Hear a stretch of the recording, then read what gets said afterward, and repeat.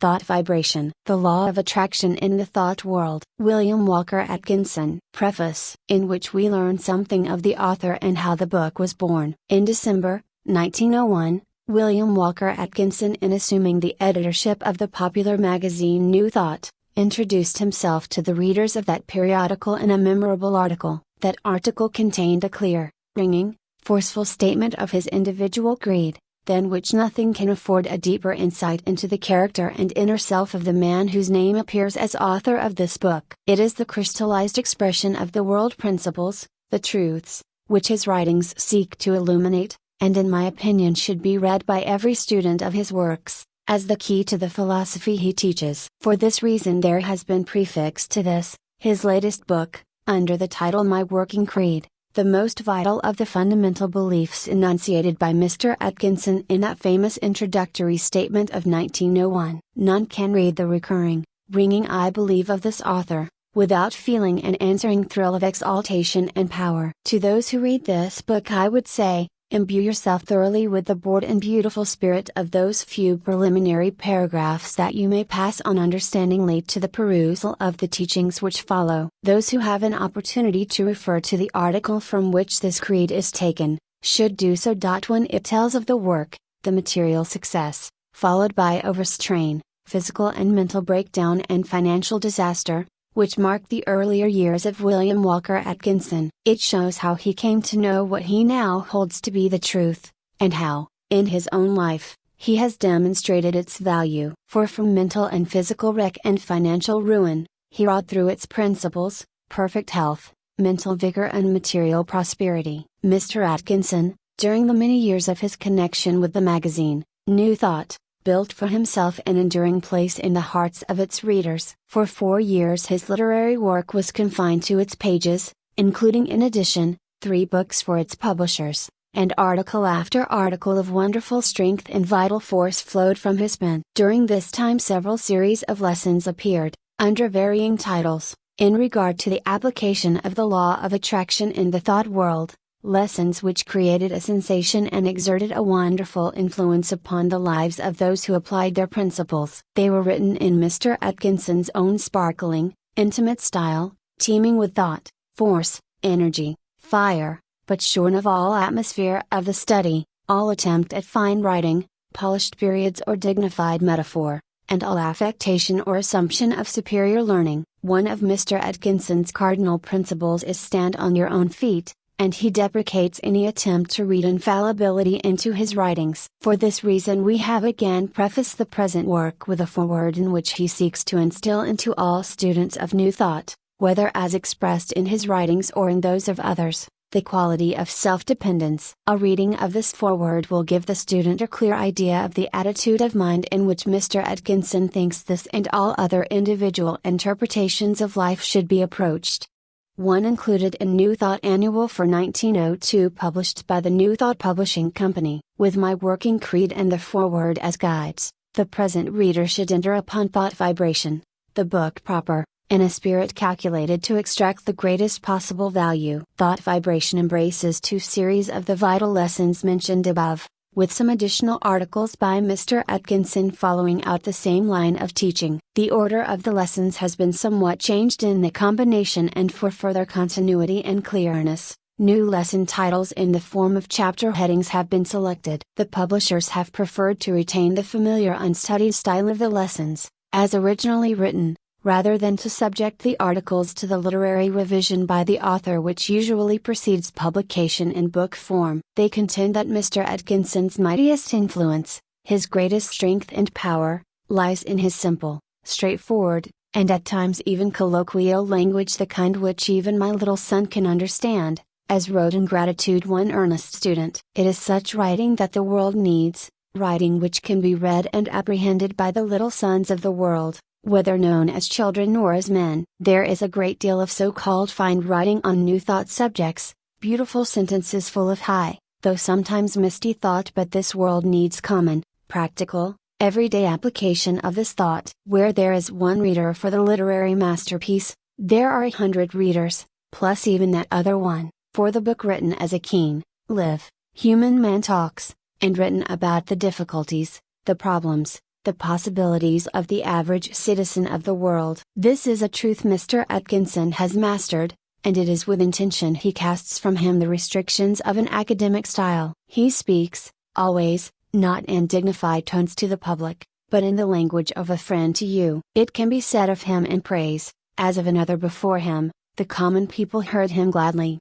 The highest, most enduring tribute that can be paid to a leader of men. Foreword, in which the author has a word to say about teachers and disciples, himself included. I am in receipt of a letter from an earnest student of New Thought, who writes me that he is endeavoring to put into practice the teachings for which I stand. That is all right. I think he will get some good out of the practice. I know that I do. But here is where the trouble comes in. He goes on to say that he is a faithful disciple of mine, and is content to sit at the feet of the teacher. Now, if you will pardon the slang, I must say that such talk makes me tired. I wish no disciples. Disciples are mere parrots repeating what one says, mere human sheep trotting along after some conceited old bellwether. I do not wish to pose as a bellwether, nor do I wish a flock of human sheep trotting after me. I want every one of my fellow students of mental science to be his own bellwether. I like comradeship and mutual help, the help of interdependence. But I don't like this talk of master and disciple, of leader and follower, this talk and idea of dependence. As for sitting at anyone's feet,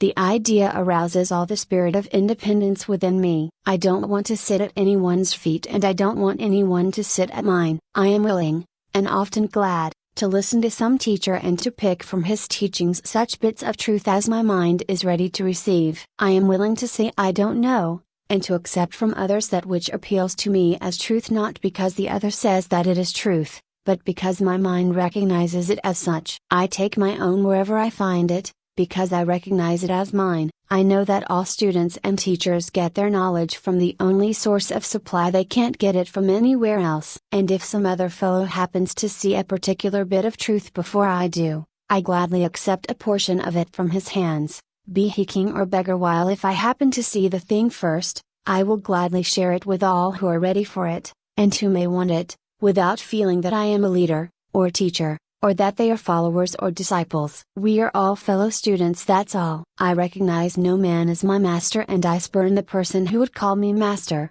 if there be any so foolish. This feet-sitting talk makes me very, very weary. I am fully aware that certain teachers convey the idea that they are chosen mouthpieces of the infinite, and that all true teachings must bear their hallmark. And I also know the fanatical devotion and bigotry that many of the followers of such teachers manifest. But this is all child's play. The teachers sooner or later will be brought up against good hard stone walls, and their heads will be bruised until they realize just where they are at. And the disciples will have some individuality knocked into them later on, and will be made to stand upon their own feet, by reason of the props being knocked from under them. The New Thought aims at making individuals, not at converting people into droves of sheep, following the tinkle of the bell of some conceited old bellwether, who imagines that he is the whole thing. The growing soul must realize that it has within itself all that it requires. It may gladly accept from others suggestions, advice, bits of knowledge, and the like, as it goes along, the soul itself being the only judge of what it requires at each particular stage. But, in the end, it must do its own work, and must stand on its own feet. All the teachings in the world will not help you, unless you take hold of the matter yourself and work out your own salvation. You cannot get true mental or spiritual teaching by simply paying so much for a course of lessons, and doing nothing yourself. You must bring something to the teacher before you can take anything away. You must work up to an understanding before the teachings of another will do you any good. The teacher may make a suggestion that will open up a line of thought for you, or he may point out a way that has proved of value to him and thus save you much time and trouble. But you must do the real work yourself. A teacher may be so filled with the truth that he will overflow, and you will get some of the overflow. I believe that truth is catching. But even so, unless you make that truth your own by living it out, and applying it to your needs, it will do you no good. And so long as you are content to sit at his feet, and do the disciple act, you will not grow an inch. You will be merely a reflection of the teacher, instead of being an individual. We need a jogging up on this point every once in a while, Lest we forget, it is so easy to have your thoughts predigested for you by some teacher or writer, so easy to receive your teaching in capsules. It is so nice to be able to sit down and swallow the tabloid that the teacher or writer kindly has prepared for you, and imagine that you are getting the real thing. But I tell you, friends, it won't do the work. Imbibe all the teachings you please, but you have got to get down to business yourself. You can't give someone else a power of attorney to do the work in your place. Life accepts no substitutes. You must step out yourself. It is mighty easy, this idea of paying so much, in time or money, to some teacher or writer, and then sneaking into the kingdom of heaven holding onto his skirts, but it won't work. You've got to do some hustling on your own account. And don't you make any mistake about this fact, many of you are running around after teachers, preachers, prophets, seers, illuminated souls, and whatnot, expecting that your little fee for courses of lessons, private teachings, and all the rest, is going to land you right up in the front rank. Don't you believe a word of it. You've got to go through the motions yourself, before you will attain anything. You can't sneak in that way, it won't work. I look around me and see many of these poor creatures sitting at the feet of someone or other, sinking their individuality in that of the teacher, and not daring to think an original thought lest it conflict with some notion of their master. These good souls are so full of the teaching they're imbibing, they will repeat it by the yard, phrase after phrase, like a well-trained parrot. But they don't understand a bit of it. They are like the moon, which shines by reason of the reflection of the sun's rays, and has no light or heat of its own. The talk of these disciples and sitters at the feet is nothing but moonshine, mere reflected light. Moons are dead,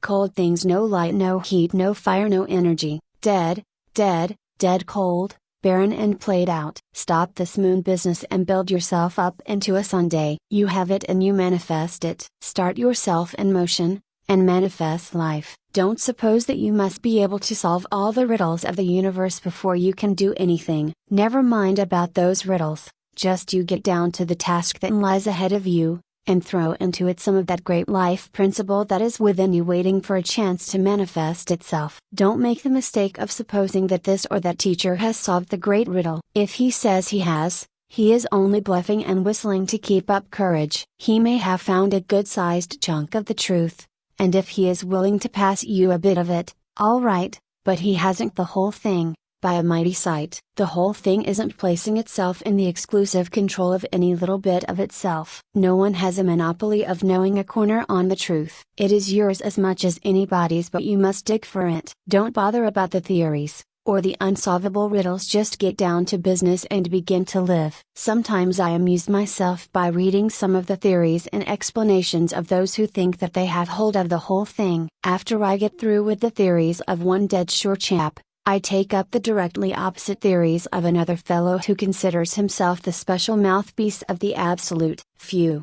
It's a great brain shaker. If you're not careful, you will find yourself being served a nice dish of scrambled brains. When I get sort of stewed up over such things, I go out into the sun and fall back on the laughing philosophy, which soon brings me around all right. Nothing will puncture these bubbles so quickly as a good dose of laughter. Laughter is the only thing that keeps the race from madness. The sense of humor is God's best gift to man. Try it the next time you get stewed up with high statements, basic truths, axiomatic principles. Beware of any teachings that will not stand the test of the sunny out of doors, and the application of the laughing philosophy. Shun the teachings that require a pursed up mouth, and a strained, preternaturally sober face. Have nothing to do with teachings that require a dim, dark, sunless room to be absorbed in. Beware of teachings and doctrines that bear the musty smell of the cell upon them. Carry out into the sun the teachings that are offered you, and see whether or not they fade. Apply the chemical of laughter,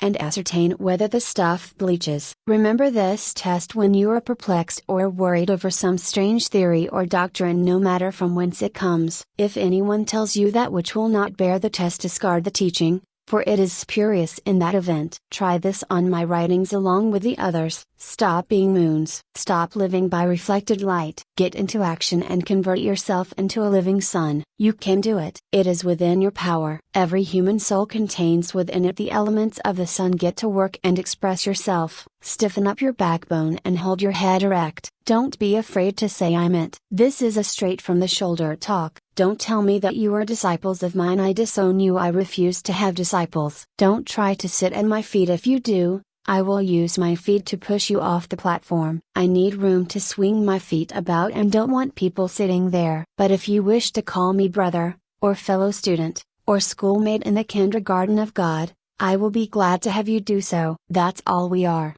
After all, little babes tugging away at the breast of the Absolute. William Walker Atkinson. My working creed. The I believe of the author. I believe that the mind of man contains the greatest of all forces, that thought is one of the greatest manifestations of energy. I believe that the man who understands the use of thought force can make of himself practically what he will. I believe that not only is one's body subject to the control of the mind, but that, also, one may change environment, luck, circumstances, by positive thought taking the place of negative. I know that the I can and I will attitude will carry one forward to success that will seem miraculous to the man on the I can't plane. I believe that thoughts are things, and that the law of attraction in the thought world will draw to one just what he desires or fears. I believe in the gospel of work and hustling. I believe in the I do, as well as the I am. I know that the man who will take advantage of the power of the mind, and who will manifest that power in action, will go forward to success as surely and as steadily as the arrow from the bow of the skilled archer. I believe in the brotherhood of man. I believe in being kind. I believe in everyone minding his own business and allowing everyone else the same privilege. I believe that we have no right to condemn. Let him who is without sin cast the first stone. I believe that he who hates is an assassin, that he who covets is a thief, that he who lusts is an adulterer, that the gist of a crime is in its desire. Seeing this, looking into our own hearts, how can we condemn? I believe that evil is but ignorance. I believe that to know all is to forgive all. I believe that there is good in every man. Let us help him to manifest it. I believe in the absolute equality of the man and the woman. Sometimes I think that the odds are slightly in favor of the woman. I believe in the sacredness of sex, but I also believe that sex manifests on the spiritual and mental planes as well as on the physical. And I believe that to the pure all things are pure. I believe that man is immortal, that the real self is spirit, which uses mind and body as its tools, and manifests itself according to the fitness of the tools. I believe that man is rapidly growing into a new plane of consciousness, in which he will know himself as he is, will recognize the I am, the something within. I believe that there is an infinite power in, and of, all things. I believe that, although today we have but the faintest idea of that power, still we will steadily grow to comprehend it more fully, will get in closer touch with it. Even now we have momentary glimpses of its existence, a momentary consciousness of oneness with the Absolute. I believe that the greatest happiness consists in maintaining toward the Absolute the attitude of the trusting child, who, feeling no doubt of the parent's love, no doubt of his wisdom, places his little hand in that of the parent, and says, "Lead thou me on." I believe that he who feels towards the Absolute, the trustfulness of the babe which places its little tired head close to the breast of the mother, will also be conscious of the tender answering pressure, as the babe is drawn just a little closer to the mother heart. William Walker Atkinson. Thought Vibration. Chapter 1. The Law of Attraction in the Thought World. One great law: thought, a manifestation of energy. Thought vibration. Vibrations of light and heat differ solely in rate of vibration. Human brain only instrument capable of registering thought waves. Experiments in telepathy prove the law of thought attraction. Like attracts like in the thought world. The wireless telegraphy of the mind, a field of energy with established laws. The universe is governed by law, one great law. Its manifestations are multiform, but viewed from the ultimate there is but one law. We are familiar with some of its manifestations, but are almost totally ignorant of certain others. Still, we are learning a little more every day. The veil is being gradually lifted. We speak learnedly of the law of gravitation, but ignore that equally wonderful manifestation, the law of attraction in the thought world. We are familiar with that wonderful manifestation of law which draws and holds together the atoms of which matter is composed. We recognize the power of the law that attracts bodies to the earth, that holds the circling worlds in their places, but we close our eyes to the mighty law that draws to us the things we desire or fear, that makes or mars our lives. When we come to see that thought is a force, a manifestation of energy having a magnet-alike power of attraction, we will begin to understand the why and wherefore of many things that have heretofore seemed dark to us. There is no study that will so well repay the student for his time and trouble as the study of the workings of this mighty law of the world of thought, the law of attraction. When we think we send out vibrations of a fine ethereal substance, which are as real as the vibrations manifesting light, heat, electricity, magnetism, that these vibrations are not evident to our five senses is no proof that they do not exist. A powerful magnet will send out vibrations and exert a force sufficient to attract to itself a piece of steel weighing 100 pounds, but we can neither see, taste, smell, hear nor feel the mighty force. These thought vibrations,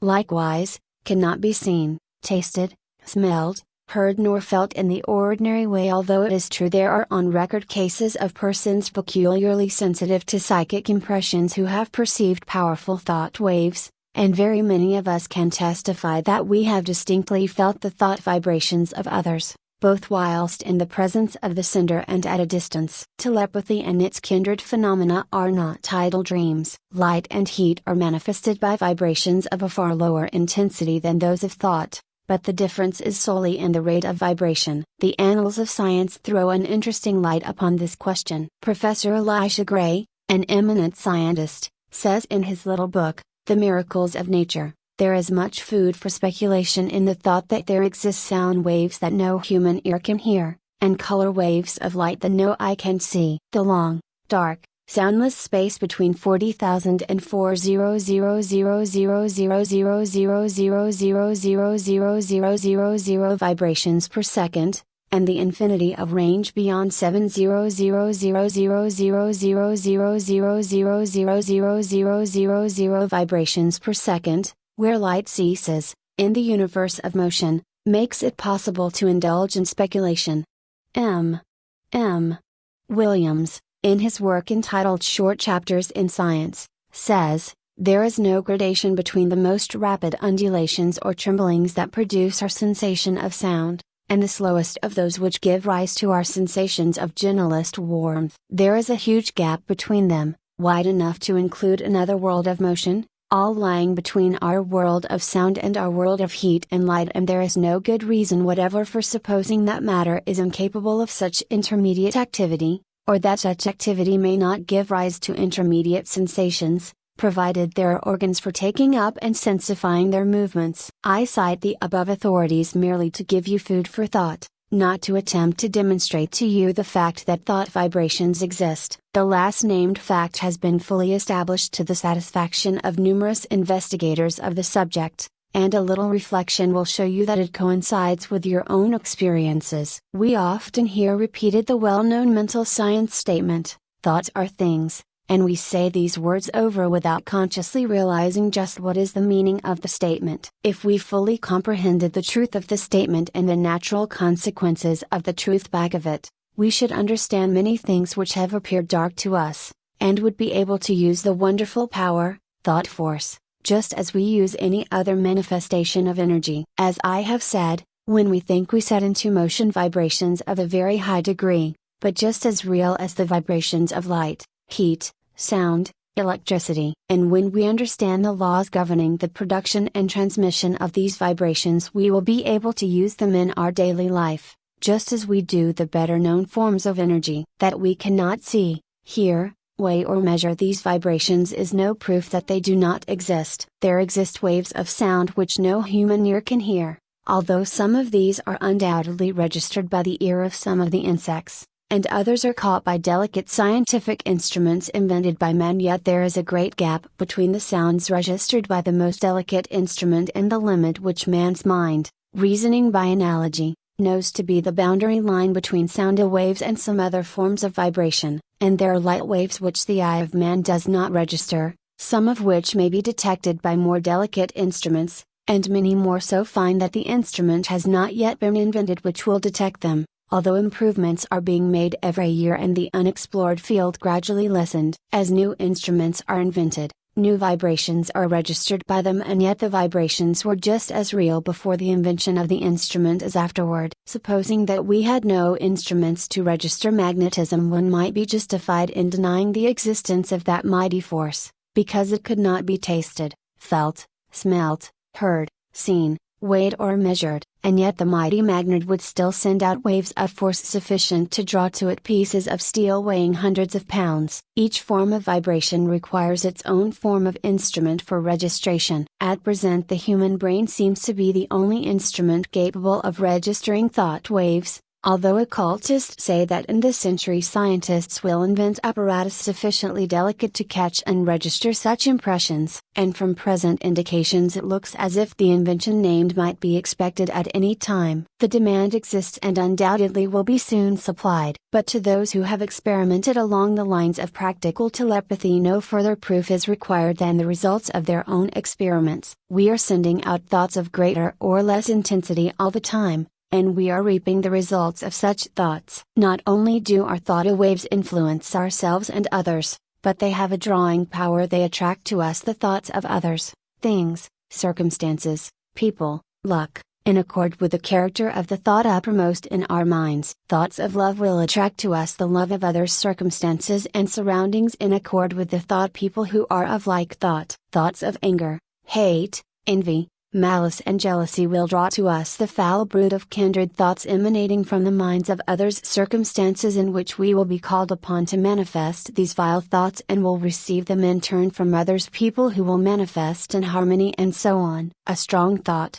or a thought long continued, will make us the center of attraction for the corresponding thought waves of others. Like attracts like in the thought world, as ye sow so shall ye reap. Birds of a feather flock together in the thought world. Curses like chickens come home to roost, and bring their friends with them. The man or woman who is filled with love sees love on all sides and attracts the love of others. The man with hate in his heart gets all the hate he can stand. The man who thinks fight generally runs up against all the fight he wants before he gets through. And so it goes. Each gets what he calls for over the wireless telegraphy of the mind. The man who rises in the morning feeling grumpy usually manages to have the whole family in the same mood before the breakfast is over. The nagging woman generally finds enough to gratify her nagging propensity during the day. This matter of thought attraction is a serious one. When you stop to think of it, you will see that a man really makes his own surroundings, although he blames others for it. I have known people who understood this law to hold a positive,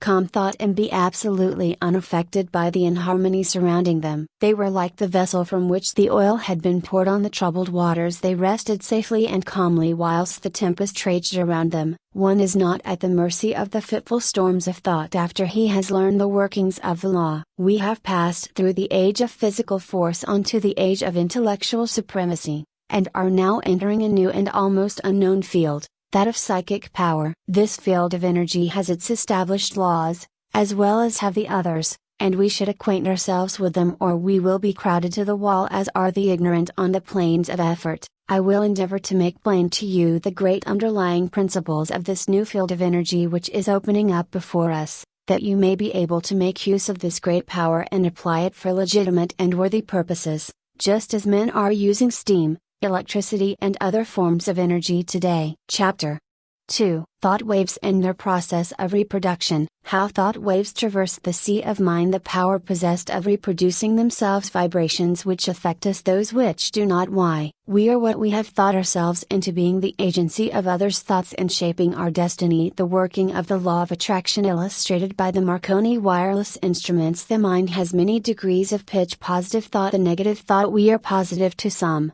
negative to others. A knowledge of mental law can change us from negative to positive. More people on negative plane than on positive plane, consequently more negative thought vibrations. How to counterbalance them. Affirmations and auto-suggestions, and their uses. Establishing new mental attitudes. Development of the will. A high tension, not at all times desirable advantage of changing from positive to receptive, at will. Like a stone thrown into the water, thought produces ripples and waves which spread out over the great ocean of thought. There is this difference, however: the waves on the water move only on a level plane in all directions, whereas thought waves move in all directions from a common center, just as do the rays from the sun. Just as we here on earth are surrounded by a great sea of air, so are we surrounded by a great sea of mind. Our thought waves move through this vast mental ether, extending, However, in all directions, as I have explained, becoming somewhat lessened in intensity according to the distance traversed,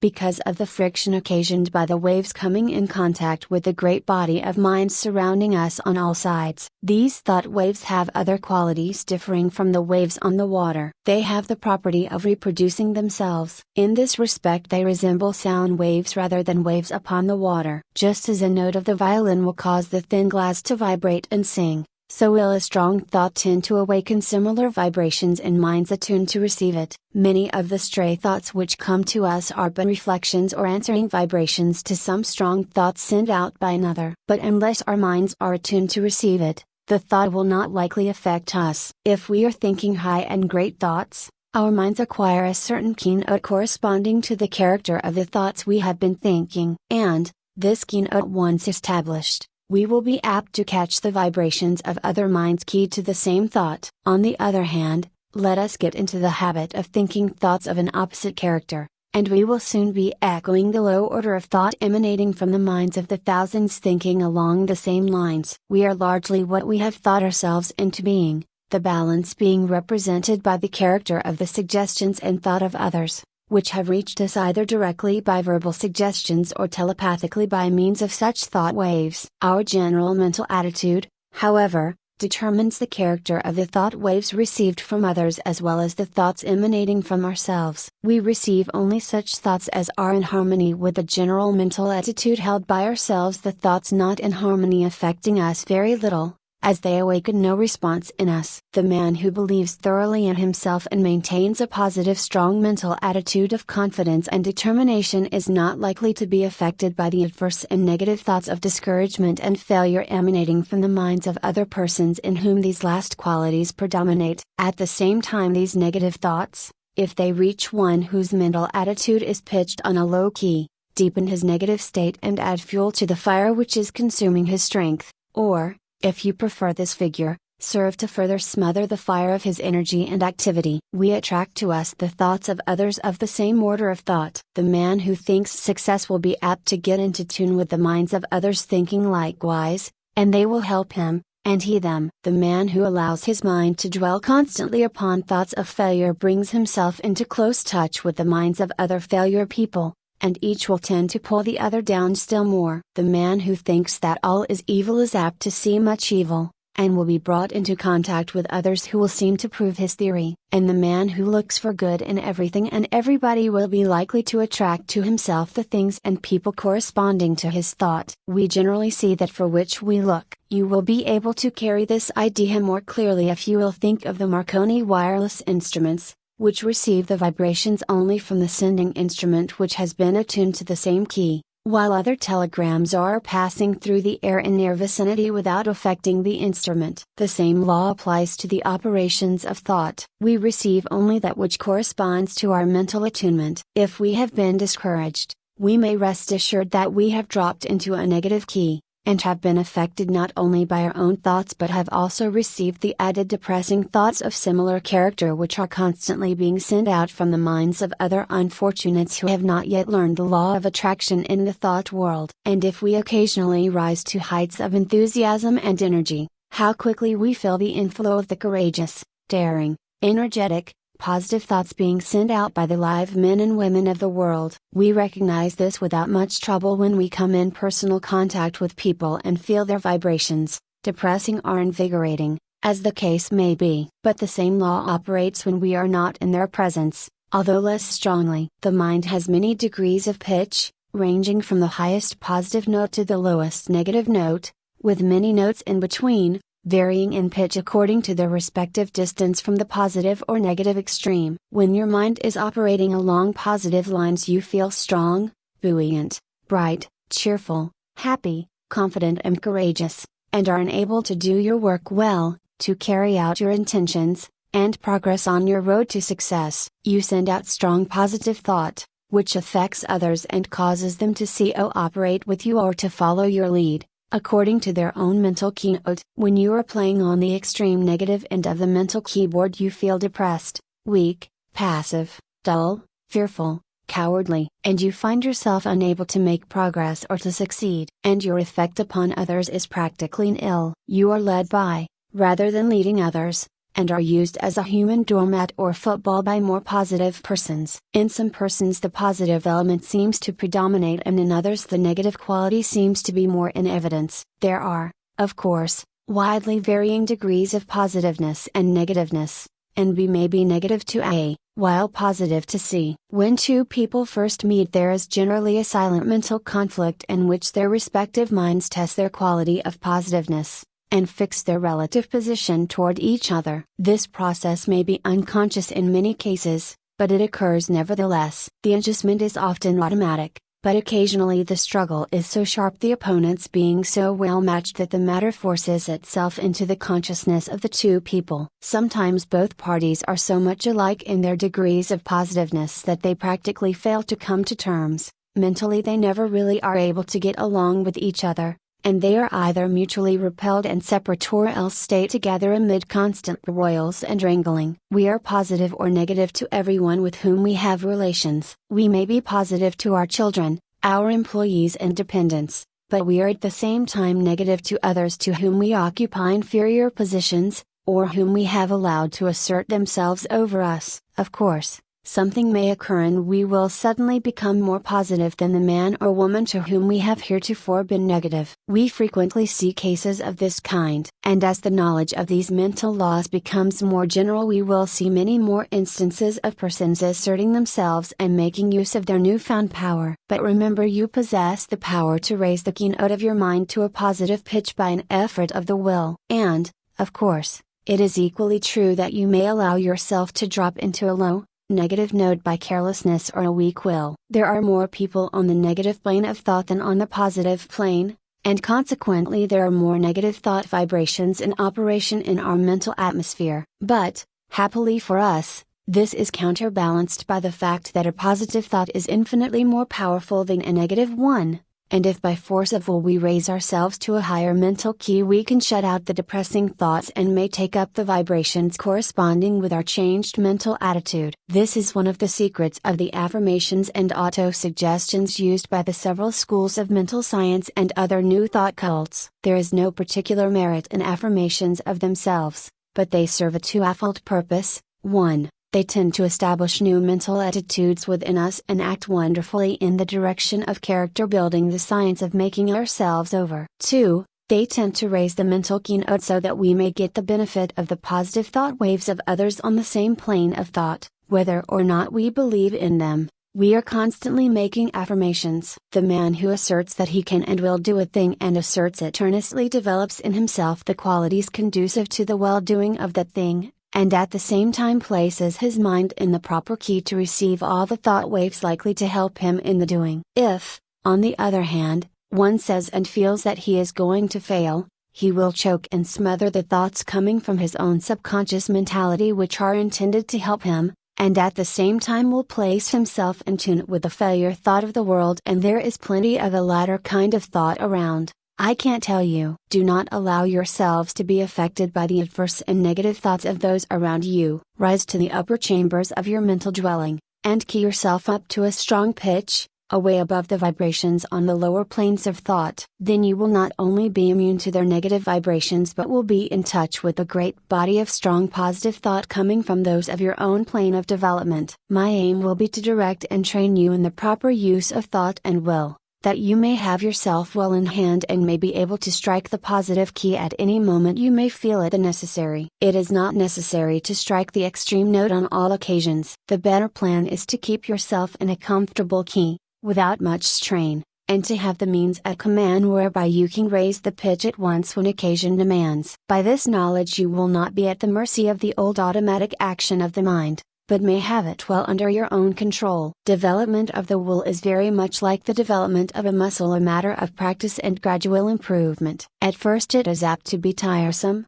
but at each trial one grows stronger until the new strength becomes real and permanent. Many of us have made ourselves positive under sudden calls or emergencies. We are in the habit of bracing up when occasion demands. But by intelligent practice you will be so much strengthened that your habitual state will be equal to your bracing up stage now, and then when you find it necessary to apply the spur, you will be able to reach a stage not dreamed of at present. Do not understand me as advocating a high tension continuously. This is not at all desirable, not only because it is apt to be too much of a strain upon you, but also because you will find it desirable to relieve the tension at times and become receptive that you may absorb impressions. It is well to be able to relax and assume a certain degree of receptiveness, knowing that you are always able to spring back to the more positive state at will. The habitually strongly positive man loses much enjoyment and recreation. Positive, you give out expressions. Receptive, you take in impressions. Positive, you are a teacher. Receptive, a pupil. It is not only a good thing to be a good teacher, but it is also very important to be a good listener at times. Chapter 3. A talk about the mind. Man has but one mind, functions along two lines of mental effort. Passive effort often result of vibratory impulses imparted in ages long past. Active effort, newborn thought impulse and motion impulse result of active effort. Active function creates, passive function obeys orders and suggestions. Active function sends forth vibrations. The force of habit. Opponency, the impulse of the primal cause. Life force, mental culture and mental development. Two different things. The amenability of the mind to the will, the outward manifestation of the I am, the attraction of the absolute, the real man, the master. Active and passive functions but tools. Man has but one mind, but he has many mental faculties, each faculty being capable of functioning along two different lines of mental effort. There are no distinct dividing lines separating the two several functions of a faculty,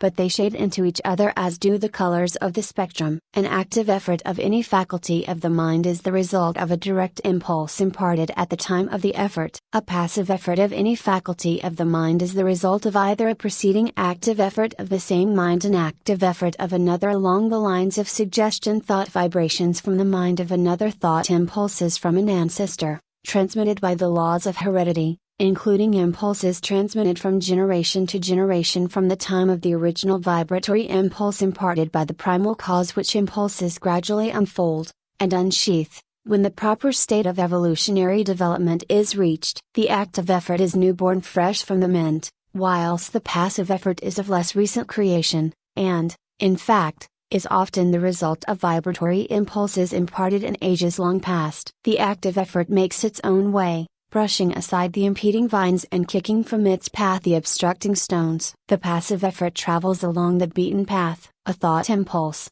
or motion impulse, originally caused by an active effort of faculty, may become by continued repetition, or habit, strictly automatic, the impulse given it by the repeated active effort developing a strong momentum, which carries it on, along passive lines, until stopped by another active effort or its direction changed by the same cause. On the other hand, thought impulses, or motion impulses, continued along passive lines may be terminated or corrected by an active effort. The active function creates, changes or destroys. The passive function carries on the work given it by the active function and obeys orders and suggestions. The active function produces the thought habit, or motion habit, and imparts to it the vibrations which carry it on along the passive lines thereafter. The active function also has the power to send forth vibrations which neutralize the momentum of the thought habit, or motion habit. It also is able to launch a new thought habit, or motion habit,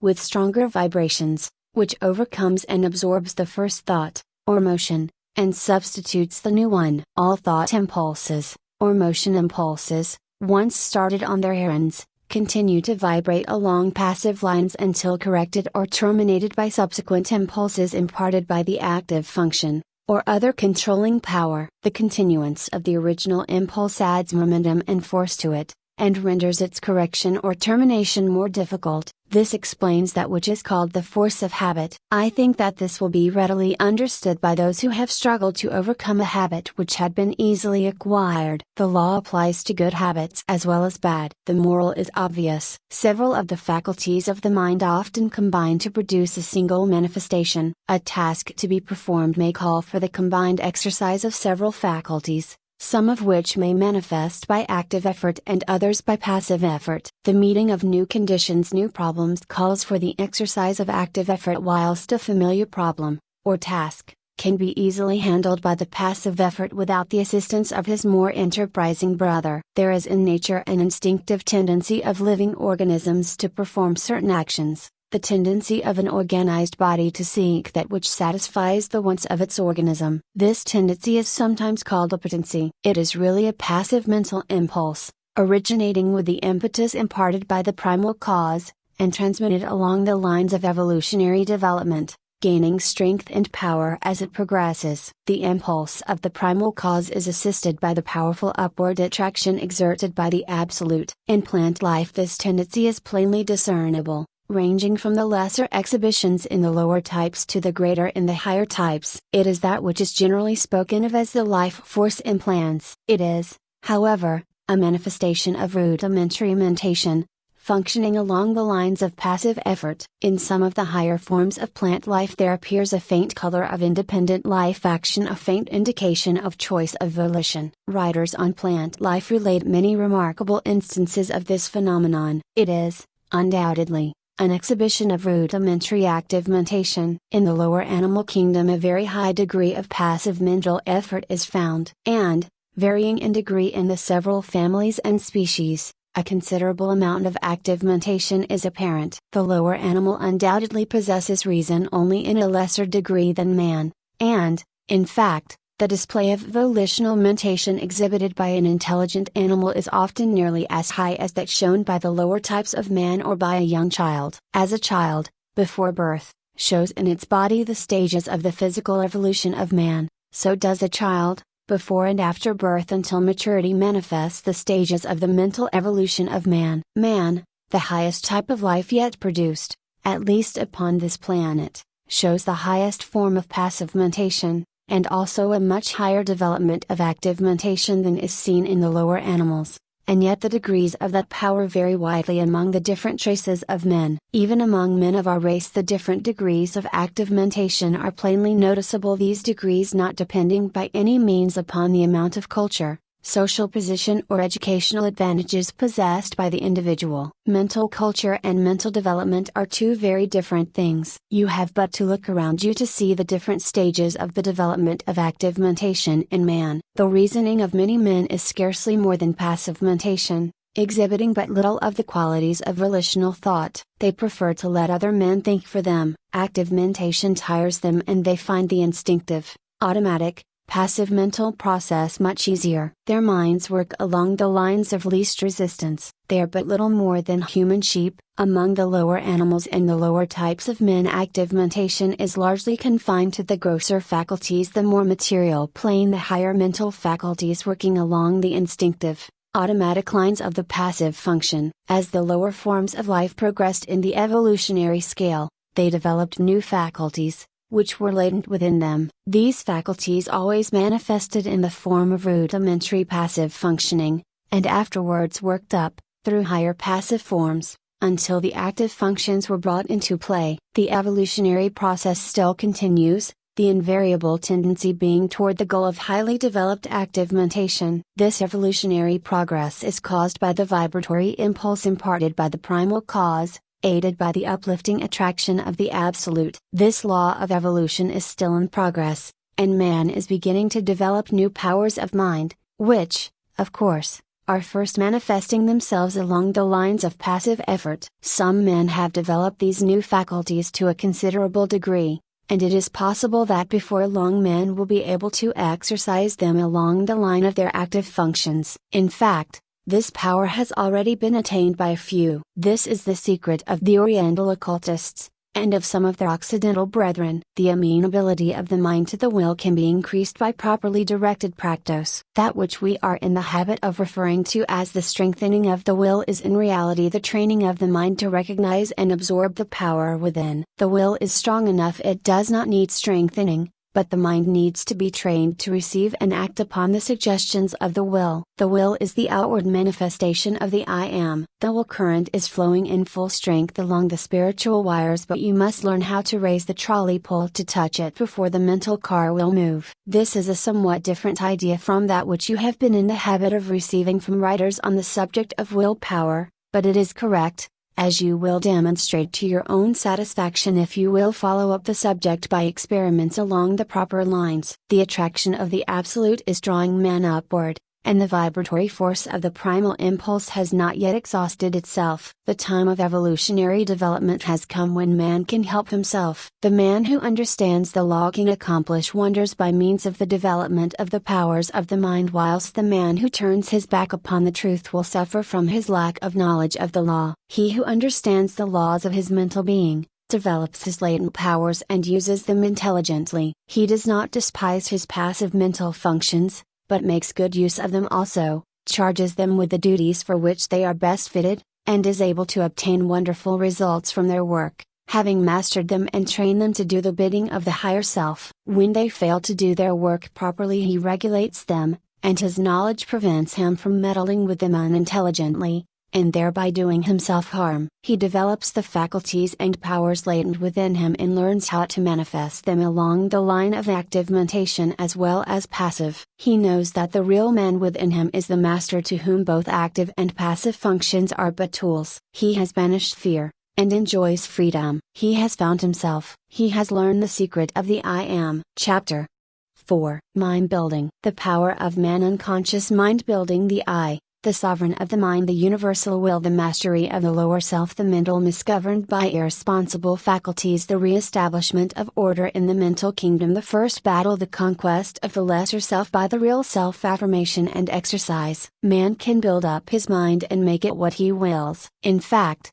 we are mind building every hour of our lives, either consciously or unconsciously. The majority of us are doing the work unconsciously. But those who have seen a little below the surface of things have taken the matter in hand and have become conscious creators of their own mentality. They are no longer subject to the suggestions and influences of others but have become masters of themselves. They assert the I, and compel obedience from the subordinate mental faculties. The I is the sovereign of the mind, and what we call will is the instrument of the I.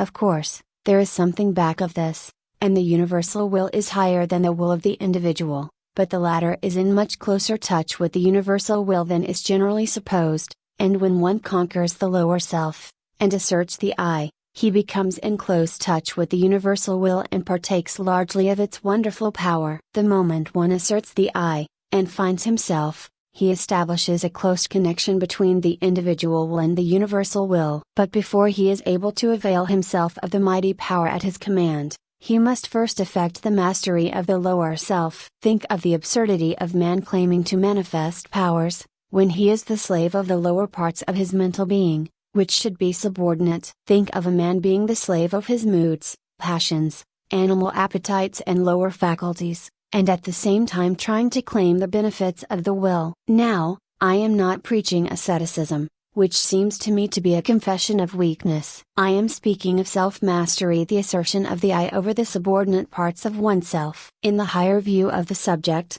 this I is the only real self, and the rest is the non-self. But our space does not permit the discussion of this point, and we will use the word self as meaning the entire man. Before a man can assert the I in its full strength, he must obtain the complete mastery of the subordinate parts of the self. All things are good when we learn to master them, but no thing is good when it masters us. Just so long as we allow the lower portions of the self to give us orders, we are slaves. It is only when the I mounts his throne and lifts a scepter, that order is established and things assume their proper relation to each other. We are finding no fault with those who are swayed by their lower selves. They are in a lower grade of evolution, and will work up in time. But we are calling the attention of those who are ready, to the fact that the sovereign must assert his will, and that the subjects must obey. Orders must be given and carried out. Rebellion must be put down, and the rightful authority insisted upon. And the time to do it is now. You have been allowing your rebellious subjects to keep the king from his throne. You have been allowing the mental kingdom to be misgoverned by irresponsible faculties. You have been the slaves of appetite,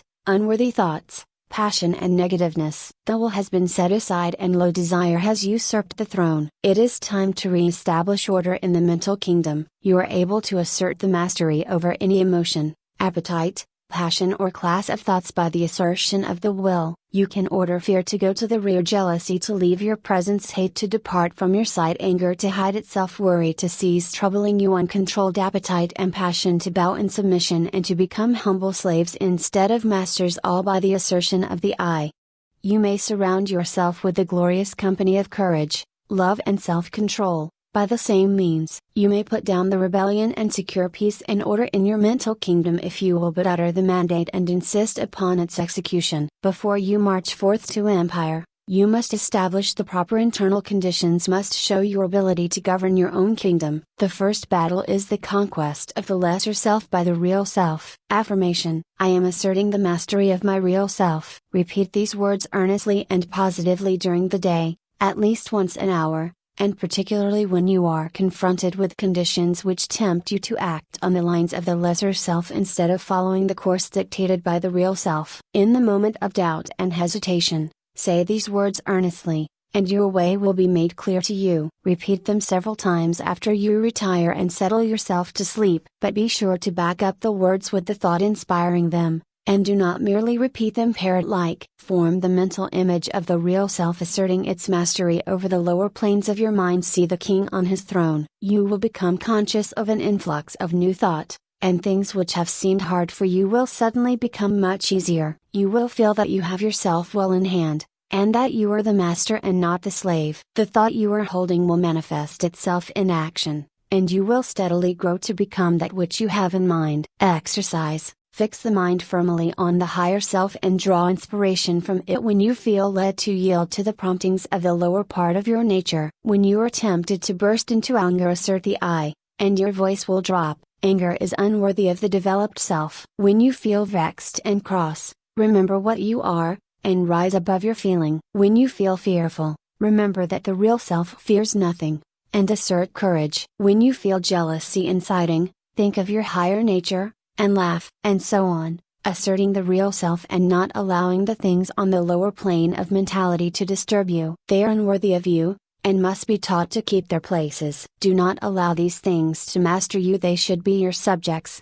not your masters. You must get away from this plane, and the only way to do so is to cut loose from these phases of thought which have been running things to suit themselves. You may have trouble at the start, but keep at it and you will have that satisfaction which comes only from conquering the lower parts of our nature. You have been a slave long enough. Now is the time to free yourselves. If you will follow these exercises faithfully, you will be a different being by the end of the year, and will look back with a pitying smile to your former condition. But it takes work. This is not child's play, but a task for earnest men and women. Will you make the effort? Chapter 5. The secret of the will. The willpower and its capability of being developed, disciplined, controlled and directed. Every man the possessor, potentially, of a strong will. The great powerhouse of the universal willpower. Will does not need training, but mind does. Mind, the instrument. Mentally lazy people. Strong will follows strong desire. The price of attainment. The real test. The secret of the development of the will. Auto-suggestion and exercise. While psychologists may differ in their theories regarding the nature of the will, none deny its existence, nor question its power. All persons recognize the power of strong will. All see how it may be used to overcome the greatest obstacles. But few realize that the will may be developed and strengthened by intelligent practice. They feel that they could accomplish wonders if they had a strong will, but instead of attempting to develop it, they content themselves with vain regrets. They sigh, but do nothing. Those who have investigated the subject closely know that willpower, with all its latent possibilities and mighty powers, may be developed, disciplined, controlled and directed, just as may be any other of nature's forces. It does not matter what theory you may entertain about the nature of the will, you will obtain the results if you practice intelligently. Personally, I have a somewhat odd theory about the will. I believe that every man has, potentially, a strong will, and that all he has to do is to train his mind to make use of it. I think that in the higher regions of the mind of every man is a great store of willpower awaiting his use. The will current is running along the psychic wires,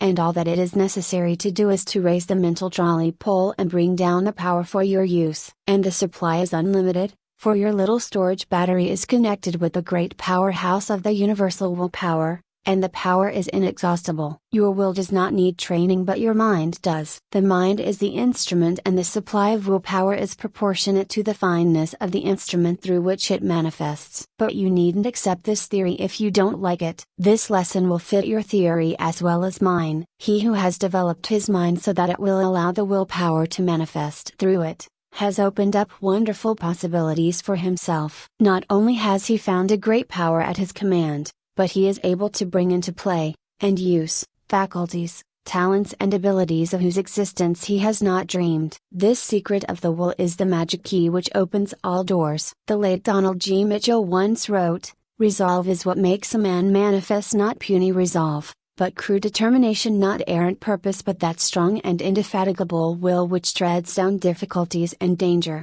as a boy treads down the heaving frostlands of winter, which kindles his eye and brain with a proud pulse beat toward the unattainable. Will makes men giants." Many of us feel that if we would but exert our will, we might accomplish wonders. But somehow we do not seem to want to take the trouble. At any rate, we do not get to the actual willing point. We put it off from time to time, and talk vaguely of some day, but that someday never comes. We instinctively feel the power of the will, but we haven't enough energy to exercise it, and so drift along with the tide, unless perhaps some friendly difficulty arises, some helpful obstacle appears in our path, or some kindly pain stirs us into action, in either of which cases we are compelled to assert our will and thus begin to accomplish something. The trouble with us is that we do not want to do the thing enough to make us exert our willpower. We don't want to hard enough. We are mentally lazy and of weak desire. If you do not like the word desire, substitute for it the word aspiration. Some people call the lower impulses desires,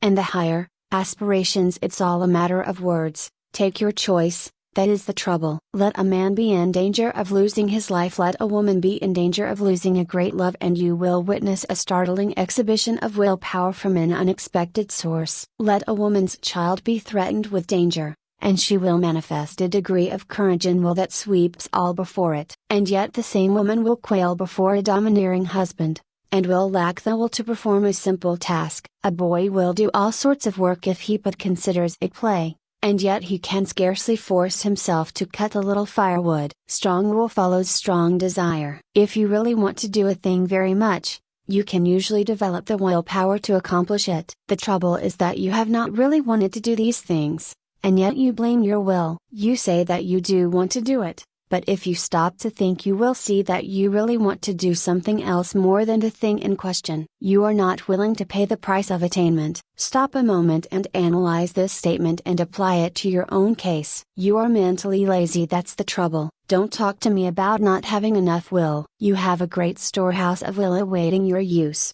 but you are too lazy to use it. Now, if you are really in earnest about this matter, get to work and first find out what you really want to do, then start to work and do it. Never mind about the willpower, you'll find a full supply of that whenever you need it. The thing to do is to get to the point where you will resolve to will. That's the real test, the resolving. Think of these things a little, and make up your mind whether or not you really want to be a willer sufficiently hard to get to work. Many excellent essays and books have been written on this subject, all of which agree regarding the greatness of willpower, the most enthusiastic terms being used, but few have anything to say about how this power may be acquired by those who have it not, or who possess it in but a limited degree. Some have given exercises designed to strengthen the will, which exercises really strengthen the mind so that it is able to draw upon its store of power. But they have generally overlooked the fact that in autosuggestion is to be found the secret of the development of the mind so that it may become the efficient instrument of the will. Autosuggestion: I am using my willpower. Say these words several times earnestly and positively, immediately after finishing this article. Then repeat them frequently during the day, at least once an hour, and particularly when you meet something that calls for the exercise of willpower. Also repeat them several times after you retire and settle yourself for sleep. Now, there is nothing in these words unless you back them up with the thought. In fact, the thought is the whole thing, and the words only pegs upon which to hang the thought. So think of what you are saying, and mean what you say. You must use faith at the start, and use the words with a confident expectation of the result. Hold the steady thought that you are drawing on your storehouse of willpower, and before long you will find that thought is taking form in action, and that your willpower is manifesting itself. You will feel an influx of strength with each repetition of the words. You will find yourself overcoming difficulties and bad habits, and will be surprised at how things are being smoothed out for you. Exercise. Perform at least one disagreeable task each day during the month. If there is any specially disagreeable task which you would like to shirk, that is the one for you to perform. This is not given you in order to make you self-sacrificing or meek, or anything of that sort. It is given you to exercise your will. Anyone can do a pleasant thing cheerfully, but it takes will to do the unpleasant thing cheerfully, and that is how you must do the work. It will prove a most valuable discipline to you. Try it for a month and you will see where it comes in. If you shirk this exercise, you had better stop right here and acknowledge that you do not want willpower, and are content to stay where you are and remain a weakling. Chapter 6. How to become immune to injurious thought attraction. The first thing to do: fear thought. Strong expectancy. A powerful magnet. The man who fears. How to overcome the habit of fear. A waste of time to fight negative thought by denying it the right mental attitude. Setting new vibrations in motion. The conquest of fear. The first important step. The positive will prevail. The first thing to do is to begin to cut out fear and worry. What is the cause of much unhappiness and many failures? You have been told this thing over and over again, but it will bear repeating. Fear is a habit of mind which has been fastened upon us by negative race thought, but from which we may free ourselves by individual effort and perseverance. Strong expectancy is a powerful magnet. He of a strong, confident desire attracts to him the things best calculated to aid him: persons, things, circumstances, surroundings, if he desires them hopefully, trustfully, confidently, calmly. And, equally true, he who fears a thing generally manages to start into operation forces which will cause the thing he feared to come upon him. Don't you see? The man who fears really expects the feared thing, and in the eyes of the law it is the same as if he really had wished for or desired it. The law is operative in both cases. The principle is the same. The best way to overcome the habit of fear is to assume the mental attitude of courage, just as the best way to get rid of darkness is to let in the light. It is a waste of time to fight a negative thought habit by recognizing its force and trying to deny it out of existence by mighty efforts. The best, surest, easiest and quickest method is to assume the existence of the positive thought desired in its place, and by constantly dwelling upon the positive thought, manifest it into objective reality. Therefore, instead of repeating, "I'm not afraid," say boldly, "I am full of courage. I am courageous." You must assert, "There's nothing to fear," which, although in the nature of a denial, simply denies the reality of the object causing fear rather than admitting the fear itself and then denying it. To overcome fear, one should hold firmly to the mental attitude of courage. He should think courage, say courage, act courage. He should keep the mental picture of courage before him all the time, until it becomes his normal mental attitude. Hold the ideal firmly before you and you will gradually grow to its attainment. The ideal will become manifest. Let the word courage sink deeply into your mind, and then hold it firmly there until the mind fastens it in place. Think of yourself as being courageous. See yourself as acting with courage in trying situations. Realize that there is nothing to fear, that worry and fear never helped anyone, and never will. Realize that fear paralyzes effort, and that courage promotes activity. The confident, fearless, expectant, I can and I will man is a mighty magnet. He attracts to himself just what is needed for his success. Things seem to come his way, and people say he is lucky. Nonsense. Luck has nothing to do with it. It's all in the mental attitude, and the mental attitude of the I can't or the I'm afraid man also determines his measure of success. There's no mystery whatsoever about it. You have but to look about you to realize the truth of what I have said. Did you ever know a successful man who did not have the I can and I will thought strong within him? Why, he will walk all around the I can't man, who has perhaps even more ability. The first mental attitude brought to the surface latent qualities, as well as attracted help from outside, whilst the second mental attitude not only attracted I can't people and things, but also kept the man's own powers from manifesting themselves. I have demonstrated the correctness of these views, and so have many others, and the number of people who know these things is growing every day. Don't waste your thought force, but use it to advantage. Stop attracting to yourself failure, unhappiness, inharmony, sorrow begin now and send out a current of bright, positive, happy thought. Let your prevailing thought be I can and I will think I can and I will dream I can and I will say I can and I will act one can and I will live on the I can and I will plane, and before you are aware of it, you will feel the new vibrations manifesting themselves and action will see them bring results, will be conscious of the new point of view, will realize that your own is coming to you. You will feel better, act better, see better, be better in every way, after you join the I can and I will brigade. Fear is the parent of worry, hate, jealousy, malice, anger, discontent, failure and all the rest. The man who rids himself of fear will find that the rest of the brood have disappeared. The only way to be free is to get rid of fear. Tear it out by the roots. I regard the conquest of fear as the first important step to be taken by those who wish to master the application of thought force. So long as fear masters you, you are in no condition to make progress in the realm of thought,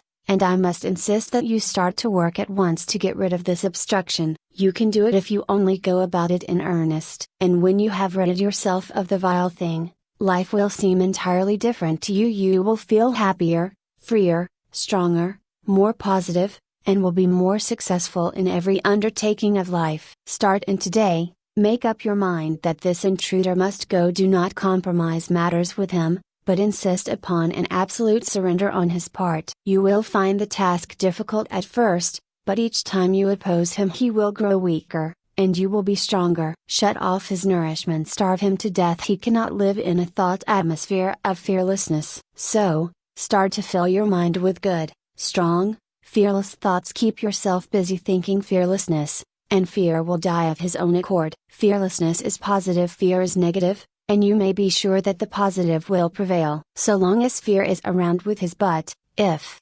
suppose, I'm afraid, I can't, what if, and all the rest of his cowardly suggestions, you will not be able to use your thought force to the best advantage. Once get him out of the way, you will have clear sailing, and every inch of thought sail will catch the wind. He is a Jonah. Overboard with him. The whale who swallows him will have my sympathy. I advise that you start and to do some of the things which you feel you could do if you were not afraid to try. Start to work to do these things, affirming courage all the way through, and you will be surprised to see how the changed mental attitude will clear away obstacles from your path, and will make things very much easier than you had anticipated. Exercises of this kind will develop you wonderfully, and you will be much gratified at the result of a little practice along these lines. There are many things before you awaiting accomplishment, which you can master if you will only throw aside the yoke of fear, if you will only refuse to accept the race suggestion, and will boldly assert the I and its power. And the best way to vanquish fear is to assert courage and stop thinking of fear. By this plan you will train the mind into new habits of thought, thus eradicating the old negative thoughts which have been pulling you down, and holding you back. Take the word courage with you as your watchword and manifest it in action. Remember, the only thing to fear is fear. And well, don't even fear fear, for he's a cowardly chap at the best, who will run if you show a brave front. Chapter 7. The transmutation of negative thought. Worry the child of fear, the motive underlying action, the causes that result in success. How desire acts. Worry negative and death producing, desire and ambition positive and life producing. The transmutation of worry getting into harmony with the right thought waves, setting in motion the law of attraction. Fear paralyzes desire. Once rid of it, difficulty melts away the working of a mighty law. The things we worry about, things adjust themselves. The storing up of energy. Where are the feared things? Better ways of overcoming objectionable thoughts than by fighting them. Worry is the child of fear. If you kill out fear, worry will die for want of nourishment. This advice is very old, and yet it is always worthy of repetition, for it is a lesson of which we are greatly in need. Some people think that if we kill out fear and worry we will never be able to accomplish anything. I have read editorials in the great journals in which the writers held that without worry one can never accomplish any of the great tasks of life, because worry is necessary to stimulate interest and work. This is nonsense, no matter who utters it. Worry never helped one to accomplish anything. On the contrary, it stands in the way of accomplishment and attainment. The motive underlying action and doing things is desire and interest. If one earnestly desires a thing, he naturally becomes very much interested in its accomplishment, and is quick to seize upon anything likely to help him to gain the thing he wants. More than that, his mind starts up a work on the subconscious plane that brings into the field of consciousness many ideas of value and importance. Desire and interest are the causes that result in success. Worry is not desire. It is true that if one's surroundings and environments become intolerable, he is driven in desperation to some efforts that will result in throwing off the undesirable conditions and in the acquiring of those more in harmony with his desire. But this is only another form of desire. The man desires something different from what he has, and when his desire becomes strong enough, his entire interest is given to the task. He makes a mighty effort, and the change is accomplished. But it wasn't worry that caused the effort. Worry could content itself with wringing its hands and moaning "woe is me," and wearing its nerves to a frazzle, and accomplishing nothing. Desire acts differently. It grows stronger as the man's conditions become intolerable, and finally when he feels the hurt so strongly that he can't stand it any longer, he says, "I won't stand this any longer, I will make a change," and lo! Then desire springs into action. The man keeps on wanting a change the worst way, which is the best way, and his interest and attention being given to the task of deliverance, he begins to make things move. Worry never accomplished anything. Worry is negative and death producing. Desire and ambition are positive and life producing. A man may worry himself to death and yet nothing will be accomplished, but let that man transmute his worry and discontent into desire and interest, coupled with a belief that he is able to make the change, the I can and I will idea, then something happens. Yes, fear and worry must go before we can do much. One must proceed to cast out these negative intruders, and replace them with confidence and hope. Transmute worry into keen desire. Then you will find that interest is awakened, and you will begin to think things of interest to you. Thoughts will come to you from the great reserve stock in your mind, and you will start to manifest them in action. Moreover, you will be placing yourself in harmony with similar thoughts of others, and will draw to you aid and assistance from the great volume of thought waves with which the world is filled. One draws to himself thought waves corresponding in character with the nature of the prevailing thoughts in his own mind, his mental attitude. Then again he begins to set into motion the great law of attraction, whereby he draws to him others likely to help him, and is, in turn, attracted to others who can aid him. This law of attraction is no joke, no metaphysical absurdity, but is a great live-working principle of nature, as anyone may learn by experimenting and observing. To succeed in anything you must want it very much. Desire must be in evidence in order to attract. The man of weak desires attracts very little to himself. The stronger the desire, the greater the force set into motion. You must want a thing hard enough before you can get it. You must want it more than you do the things around you, and you must be prepared to pay the price for it. The price is the throwing overboard of certain lesser desires that stand in the way of the accomplishment of the greater one. Comfort, ease, leisure, amusements, and many other things may have to go, not always, though. It all depends on what you want. As a rule, the greater the thing desired, the greater the price to be paid for it. Nature believes in adequate compensation. But if you really desire a thing in earnest, you will pay the price without question, for the desire will dwarf the importance of the other things. You say that you want a thing very much, and are doing everything possible toward its attainment. Pshaw! You are only playing desire. Do you want the thing as much as a prisoner wants freedom, as much as a dying man wants life? Look at the almost miraculous things accomplished by prisoners desiring freedom. Look how they work through steel plates and stone walls with a bit of stone. Is your desire as strong as that? Do you work for the desired thing as if your life depended upon it? Nonsense! You don't know what desire is. I tell you, if a man wants a thing as much as the prisoner wants freedom, or as much as a strongly vital man wants life, then that man will be able to sweep away obstacles and impediments apparently immovable. The key to attainment is desire, confidence, and will. This key will open many doors. Fear paralyzes desire, it scares the life out of it. You must get rid of fear. There have been times in my life when fear would get hold of me and take a good, firm grip on my vitals, and I would lose all hope, all interest, all ambition, all desire. But, thank the Lord, I have always managed to throw off the grip of the monster and face my difficulty like a man, and lo! Things would seem to be straightened out for me somehow. Either the difficulty would melt away, or I would be given means to overcome it, or get around, or under or over it. It is strange how this works. No matter how great is the difficulty, When we finally face it with courage and confidence in ourselves, we seem to pull through somehow, and then we begin to wonder what we were scared about. This is not a mere fancy, it is the working of a mighty law, which we do not as yet fully understand, but which we may prove at any time. People often ask, "It's all very well for you New Thought people to say, don't worry, but what's a person to do when he thinks of all the possible things ahead of him, which might upset him and his plans?" Well, all that I can say is that the man is foolish to bother about thinking of troubles to come at some time in the future. The majority of things that we worry about don't come to pass at all. A large proportion of the others come in a milder form than we had anticipated, and there are always other things which come at the same time which help us to overcome the trouble. The future holds in store for us not only difficulties to be overcome,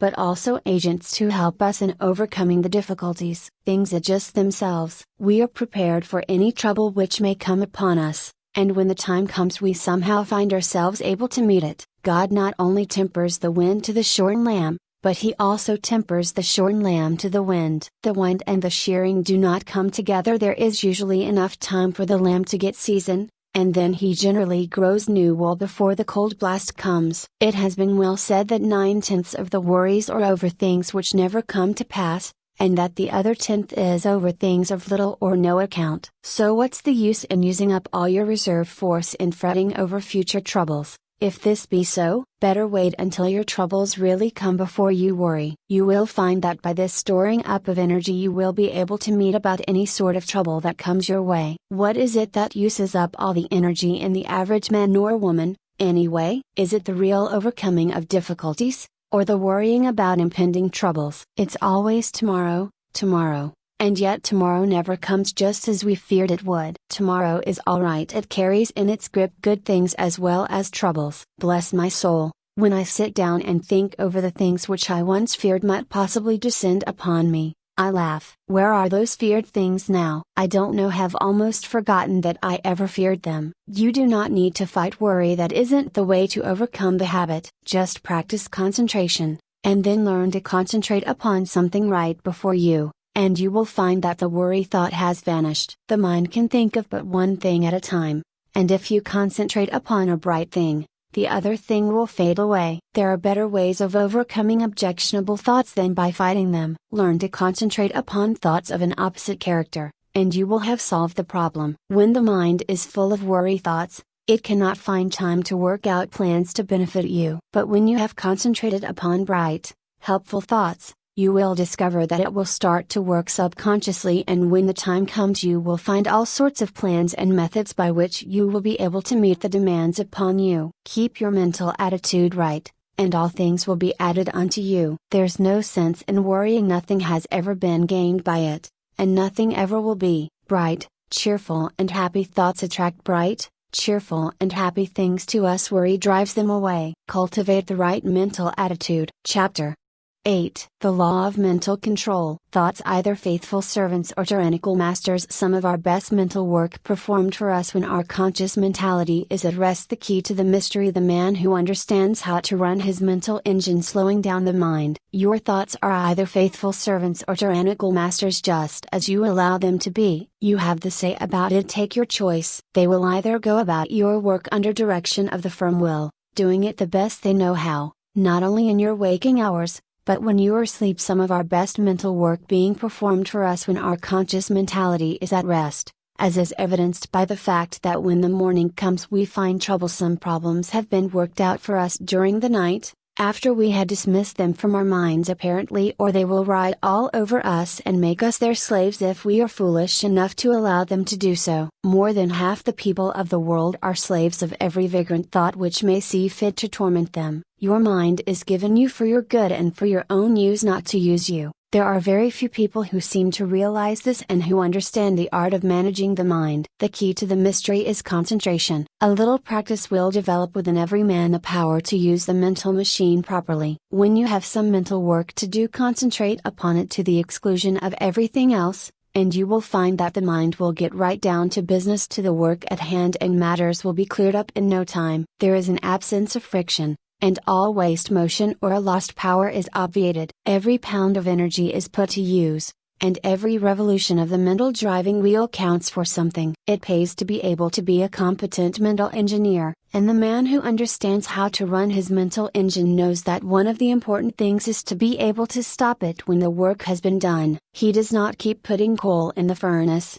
and maintaining a high pressure after the work is finished, or when the day's portion of the work has been done, and the fires should be banked until the next day. Some people act as if the engine should be kept running whether there was any work to be done or not, and then they complain if it gets worn out and wobbles and needs repairing. These mental engines are fine machines, and need intelligent care. To those who are acquainted with the laws of mental control, it seems absurd for one to lie awake at night fretting about the problems of the day, or more often, of the morrow. It is just as easy to slow down the mind as it is to slow down an engine, and thousands of people are learning to do this in these days of new thought. The best way to do it is to think of something else as far different from the obtruding thought as possible. There is no use fighting an objectionable thought with the purpose of downing it. That is a great waste of energy, and the more you keep on saying, "I won't think of this thing," the more it keeps on coming into your mind, for you are holding it there for the purpose of hitting it. Let it go, don't give it another thought, fix the mind on something entirely different, and keep the attention there by an effort of the will. A little practice will do much for you in this direction. There is only room for one thing at a time in the focus of attention, so put all your attention upon one thought, and the others will sneak off. Try it for yourself. Chapter 9. Asserting the Life Force. A general awakening needed. Let life flow through us, manifesting in thought, word, deed, the expression of conscious life. Affirmation and exercise. I have spoken to you of the advantage of getting rid of fear. Now I wish to put life into you. Many of you have been going along as if you were dead. No ambition, no energy, no vitality, no interest, no life. This will never do. You are stagnating. Wake up and display a few signs of life. This is not the place in which you can stalk around like a living corpse. This is the place for wide awake, active, live people. And a good general awakening is what is needed, although it would take nothing less than a blast from Gabriel's trumpet to awaken some of the people who are stalking around thinking that they are alive, but who are really dead to all that makes life worthwhile. We must let life flow through us, and allow it to express itself naturally. Do not let the little worries of life, or the big ones either, depress you and cause you to lose your vitality. Assert the life force within you, and manifest it in every thought, act and deed. And before long you will be exhilarated and fairly bubbling over with vitality and energy. Put a little life into your work, into your pleasures, into yourself. Stop doing things in a half-hearted way, and begin to take an interest in what you are doing, saying and thinking. It is astonishing how much interest we may find in the ordinary things of life, if we will only wake up. There are interesting things all around us, interesting events occurring every moment, but we will not be aware of them unless we assert our life force and begin to actually live instead of merely existing. No man or woman ever amounted to anything unless he or she put life into the tasks of everyday life, the acts, the thoughts. What the world needs is live men and women. Just look into the eyes of the people whom you meet,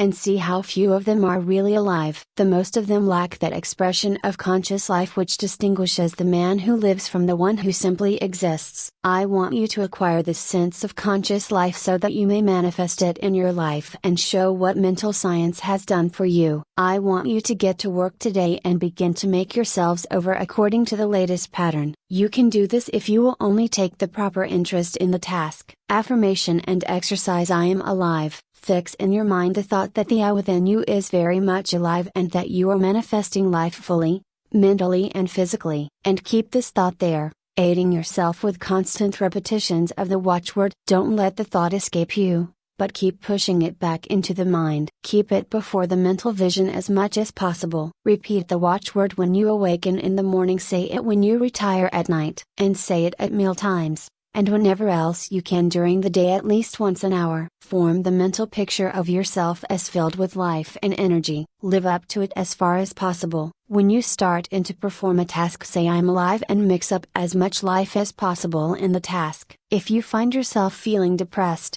say I am alive, and then take a few deep breaths, and with each inhalation let the mind hold the thought that you are breathing in strength and life, and as you exhale, hold the thought that you are breathing out all the old, dead, negative conditions and are glad to get rid of them. Then finish up with an earnest, vigorous affirmation, I am alive, and mean it when you say it. 2. And let your thoughts take form in action. Don't rest content with merely saying that you are alive, but prove it with your acts. Take an interest in doing things, and don't go around mooning or daydreaming. Get down to business, and live. Chapter 10. Training the habit mind. The subconscious mind. Importance of transmitting proper impulses. Automatic habits. Which of these two things shall I do? Forming a new habit, breaking an old one. The just once idea. The mind a piece of paper. Mental creases. Professor William James, the well-known teacher of, and writer upon psychology, very truly says,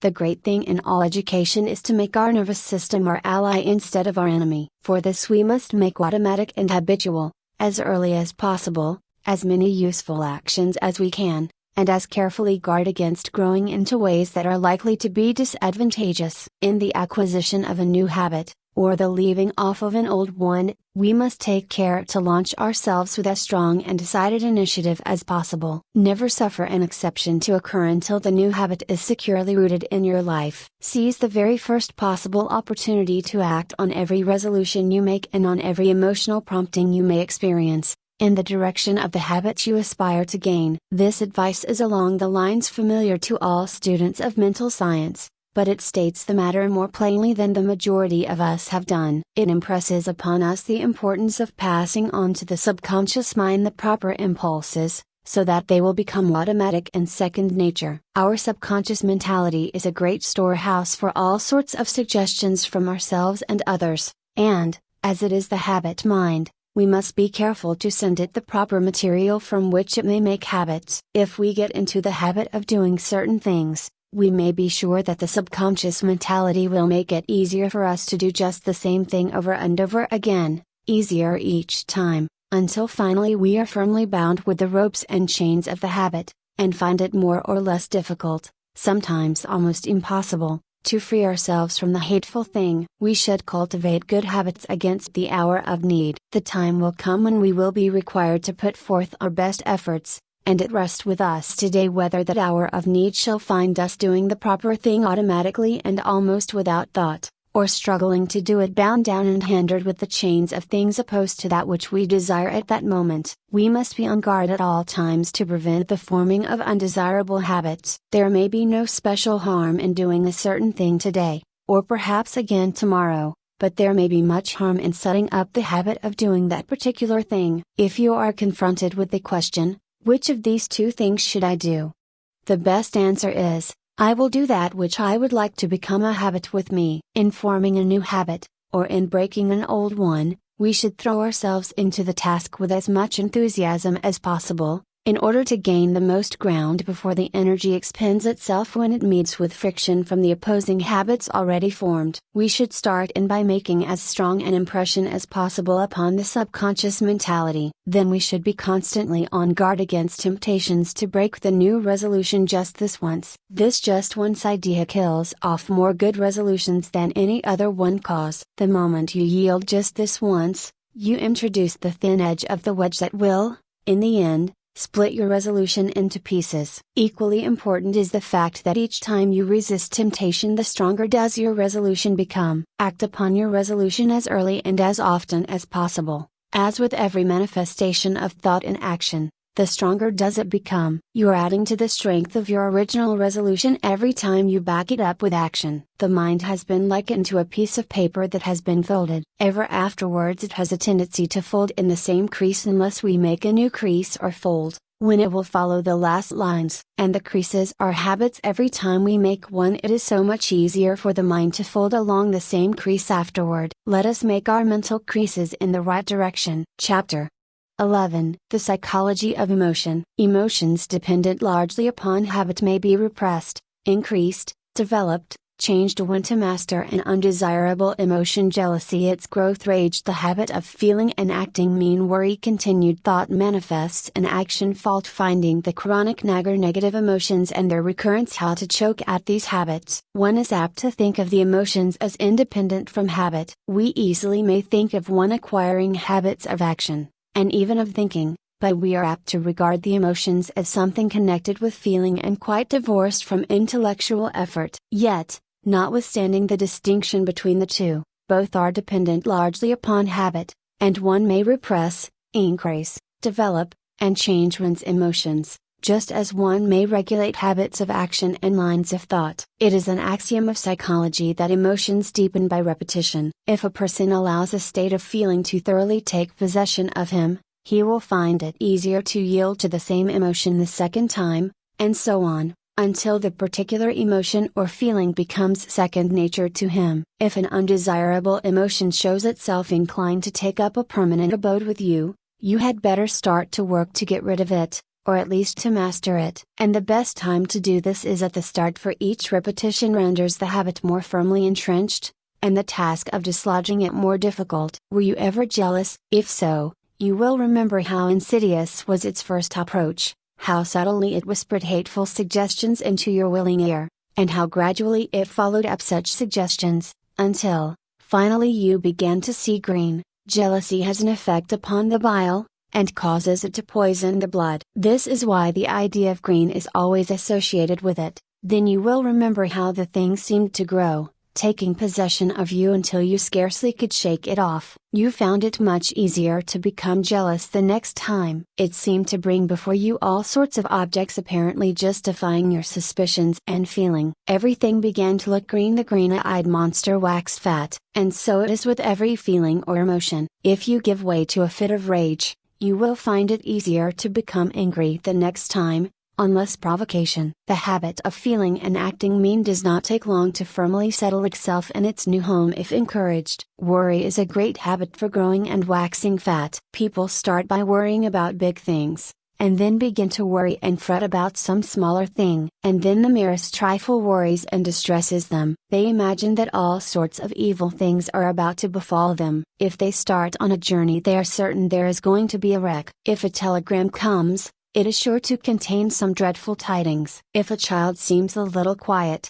the worrying mother is positive it is going to fall ill and die. If the husband seems thoughtful, as he revolves some business plan in his mind, then the good wife is convinced that he is beginning to cease to love her, and indulges in a crying spell. And so it goes, worry, worry, worry, each indulgence making the habit more at home. After a while the continued thought shows itself in action. Not only is the mind poisoned by the blue thoughts, but the forehead shows deep lines between the eyebrows, and the voice takes on that whining, rasping tone so common among worry-burdened people. The condition of mind known as fault-finding is another emotion that grows fat with exercise. First, fault is found with this thing, then with that, and finally with everything. The person becomes a chronic nagger, a burden to friends and relatives, and a thing to be avoided by outsiders. Women make the greatest naggers, not because men are any better, but simply because a man nagger is apt to have the habit knocked out of him by other men who will not stand his nonsense. He finds that he is making things too hot for himself,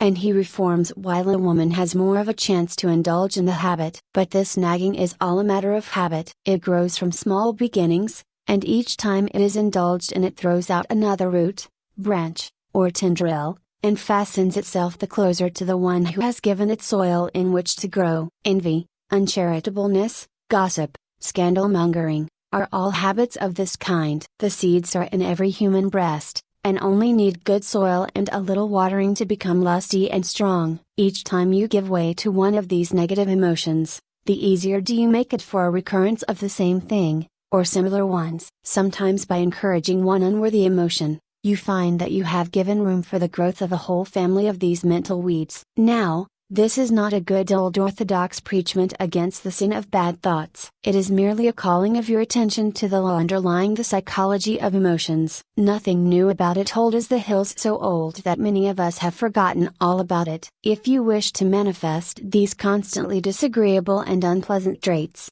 and to suffer the unhappiness that comes from them, by all means do so. That is your own business, and privilege. It's none of mine. And I am not preaching at you. It keeps me busy minding my own business and keeping an eye on my own undesirable habits and actions. I am merely telling you the lore regarding the matter, and you may do the rest. If you wish to choke out these habits, there are two ways open to you. First, whenever you find yourself indulging in a negative thought or feeling, Take right hold of it and say to it firmly and vigorously, "Get out." It won't like this at first, and will bridle up, curve its back and snarl like an offended cat. But never mind, just say "scat" to it. The next time it will not be so confident and aggressive. It will have manifested a little of the fear habit. Each time you repress and choke out a tendency of this kind, the weaker it will become, and the stronger will your will be. Professor James says, refuse to express a passion, and it dies. Count 10 before venting your anger, and its occasion seems ridiculous. Whistling to keep up courage is no mere figure of speech. On the other hand, sit all day in a moping posture, sigh, and reply to everything with a dismal voice, and your melancholy lingers. There is no more valuable precept in moral education than this, as all who have experience know. If we wish to conquer emotional tendencies in ourselves, we must assiduously, and in the first instance, cold-bloodedly, go through the outward movements of those contrary dispositions which we prefer to cultivate. A broken bar smooth the brow, brighten the eye, contract the dorsal rather than the ventral aspect of the frame, and speak in a major key, pass the genial compliment, and your heart must be frigid indeed if it does not gradually thaw. Chapter 12. Developing new brain cells. Undesirable states of feeling. We are not the creatures of our emotions. The majority of the race so governed to a great degree man the real master of his emotions. The development of new brain cells. The disuse of old brain cells with undesirable manifestations. The brain, the organ and instrument of the mind, are tendencies, temperaments and predispositions. The millions of unused brain cells, mental attitudes acquired or discarded at will. The mind clears the way for thoughts good for the individual, interposes resistance to those which are harmful. One positive thought will counteract a number of negative thoughts. Holding the thought how to cultivate a certain habit of action, ridding oneself of a mental trait. I have spoken of the plan of getting rid of undesirable states of feeling by driving them out. But a far better way is to cultivate the feeling or emotion directly opposed to the one you wish to eradicate. We are very apt to regard ourselves as the creatures of our emotions and feelings, and to fancy that these feelings and emotions are we. But such is far from being the truth. It is true that the majority of the race are slaves of their emotions and feelings, and are governed by them to a great degree. They think that feelings are things that rule one and from which one cannot free himself, and so they cease to rebel. They yield to the feeling without question, although they may know that the emotion or mental trait is calculated to injure them, and to bring unhappiness and failure instead of happiness and success. They say we are made that way, and let it go at that. The new psychology is teaching the people better things. It tells them that they are masters of their emotions and feelings, instead of being their slaves. It tells them that brain cells may be developed that will manifest along desirable lines, and that the old brain cells that have been manifesting so unpleasantly may be placed on the retired list, and allowed to atrophy from want of use. People may make themselves over, and change their entire natures. This is not mere idle theory,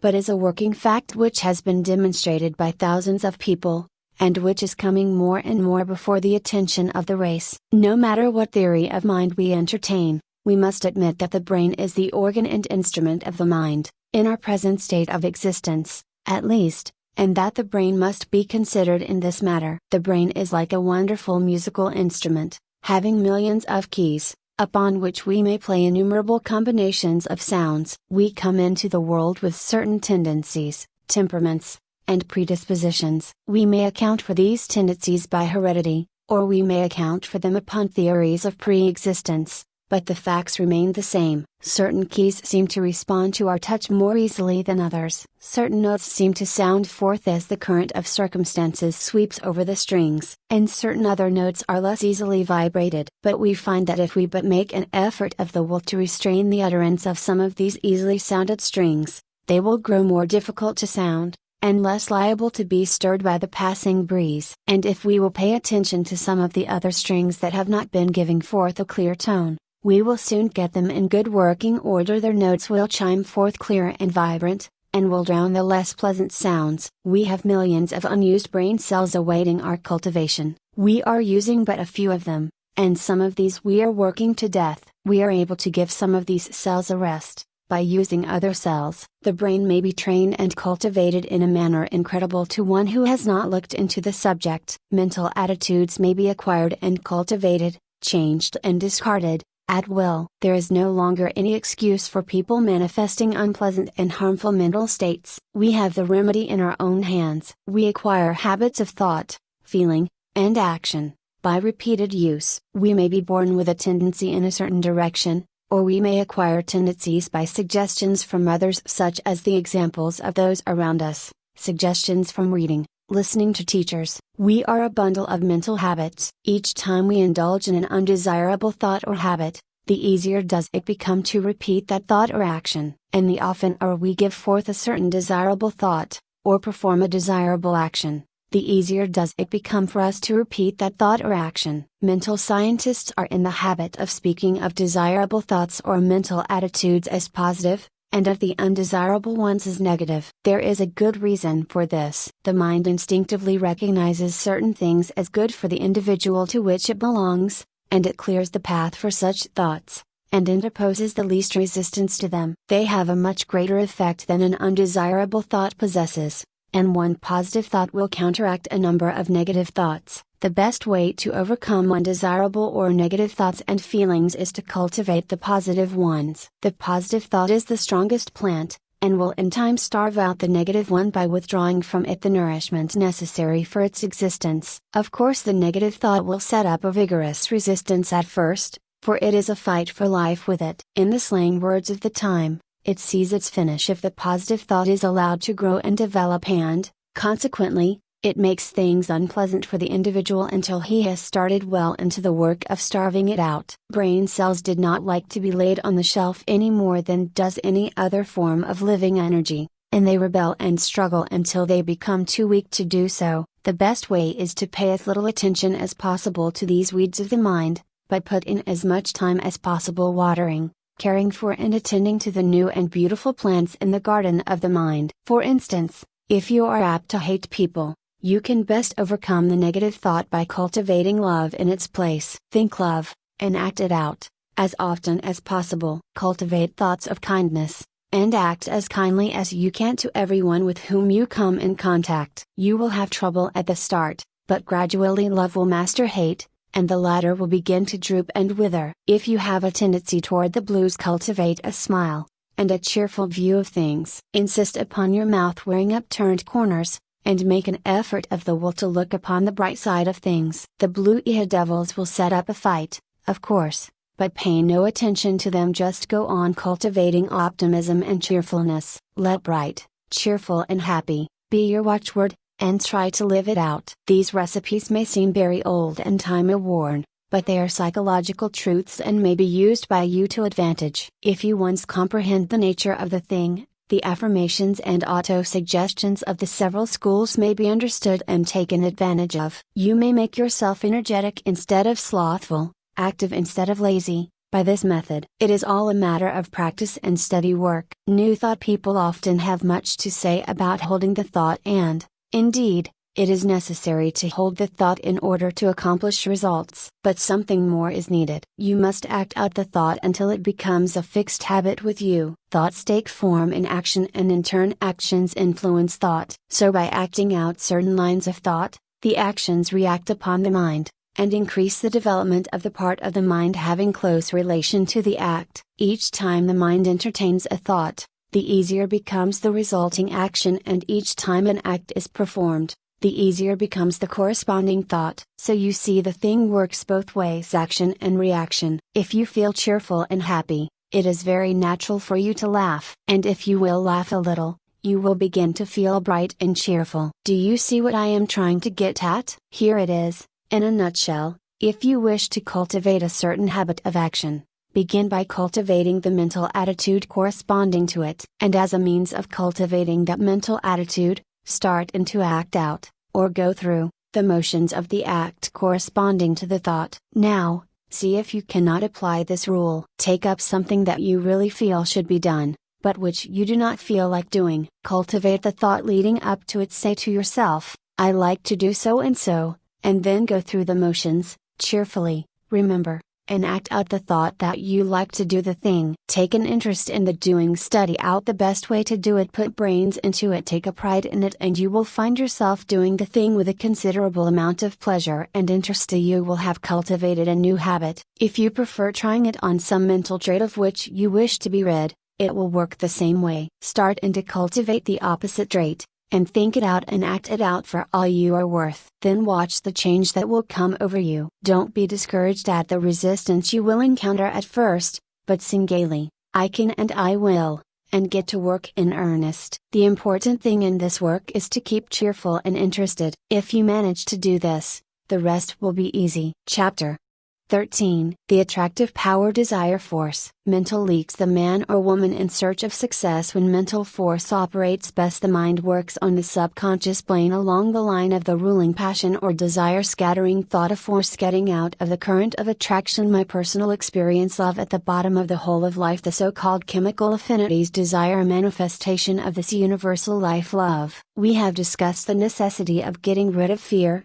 that your desire may have full strength with which to work. Supposing that you have mastered this part of the task, or at least started on the road to mastery, I will now call your attention to another important branch of the subject. I allude to the subject of mental leaks. No, I don't mean the leakage arising from your failure to keep your own secrets. That is also important, but forms another story. The leakage I am now referring to is that occasioned by the habit of having the attention attracted to and distracted by every passing fancy. In order to attain a thing, it is necessary that the mind should fall in love with it, and be conscious of its existence, almost to the exclusion of everything else. You must get in love with the thing you wish to attain, just as much as you would if you were to meet the girl or man you wish to marry. I do not mean that you should become a monomaniac upon the subject, and should lose all interest in everything else in the world. That won't do, for the mind must have recreation and change. But, I do mean that you must be so set upon the desired thing that all else will seem of secondary importance. A man in love may be pleasant to everyone else,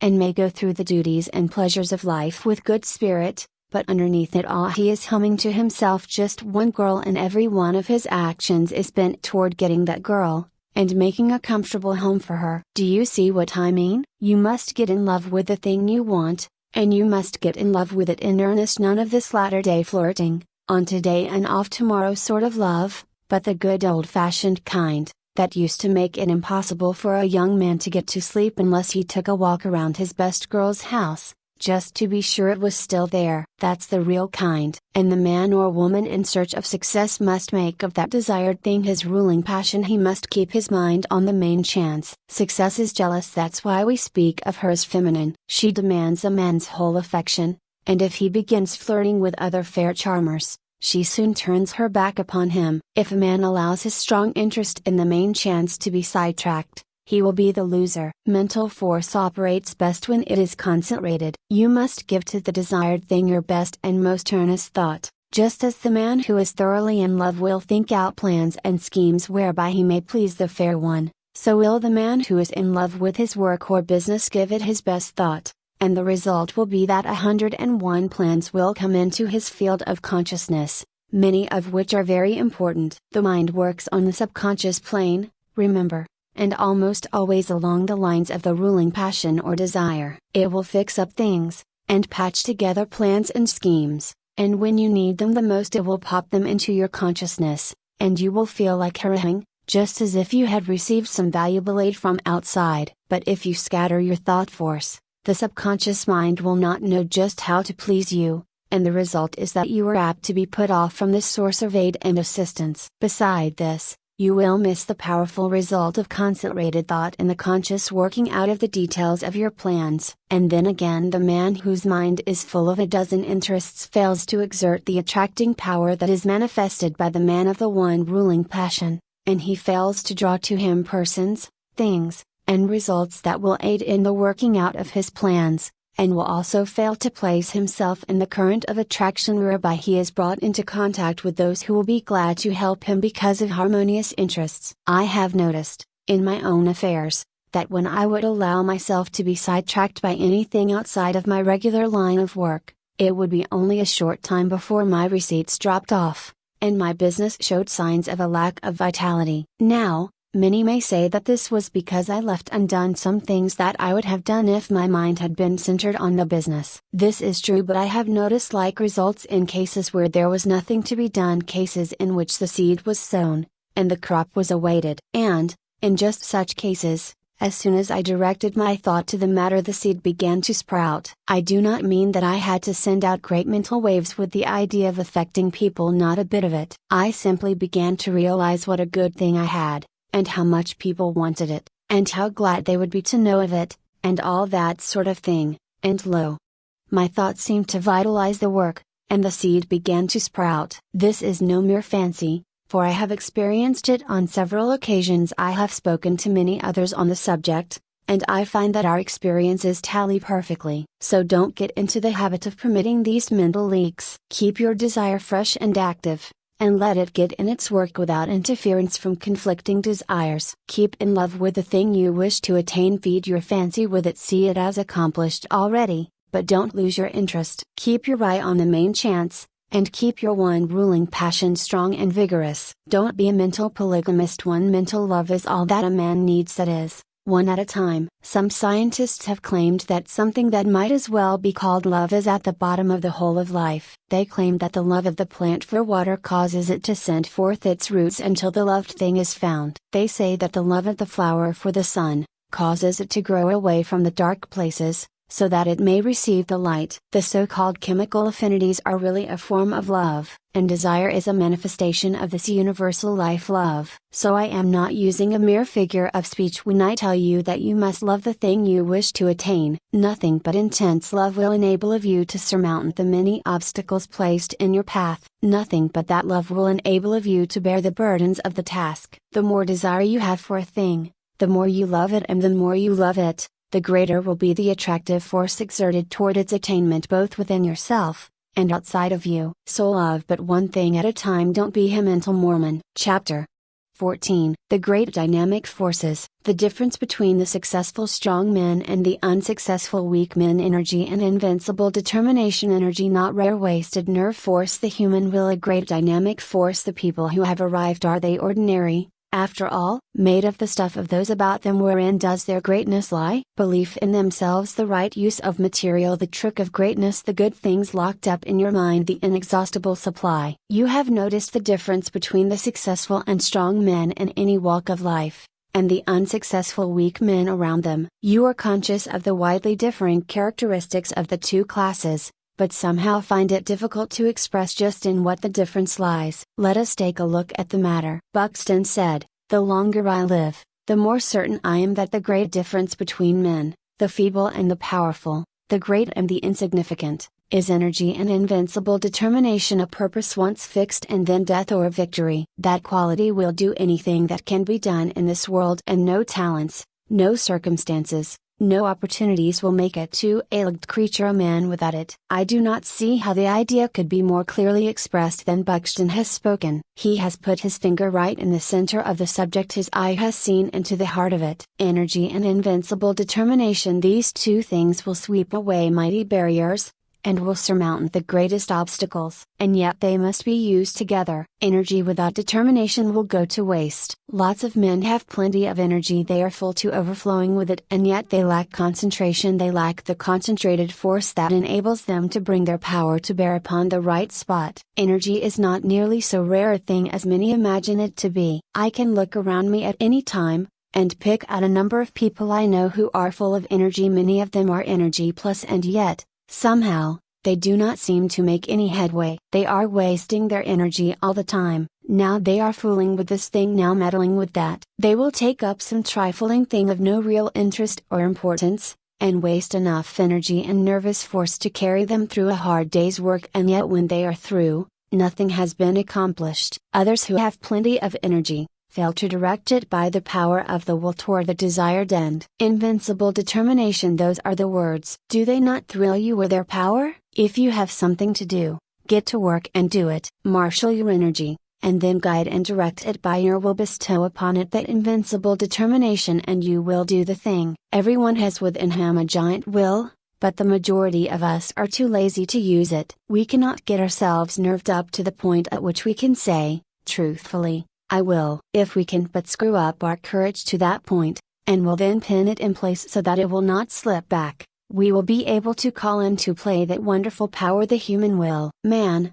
as a rule, has but the faintest conception of the power of the will, but those who have studied along the occult teachings, know that the will is one of the great dynamic forces of the universe, and if harnessed and directed properly it is capable of accomplishing almost miraculous things. Energy and invincible determination, aren't they magnificent words? Commit them to memory, press them like a die into the wax of your mind, and they will be a constant inspiration to you in hours of need. If you can get these words to vibrating in your being, you will be a giant among pygmies. Say these words over and over again, and see how you are filled with new life. See how your blood will circulate, how your nerves will tingle. Make these words a part of yourself, and then go forth anew to the battle of life, encouraged and strengthened. Put them into practice. Energy and invincible determination, let that be your motto in your workaday life, and you will be one of those rare men who are able to do things. Many persons are deterred from doing their best by the fact that they underrate themselves by comparison with the successful ones of life,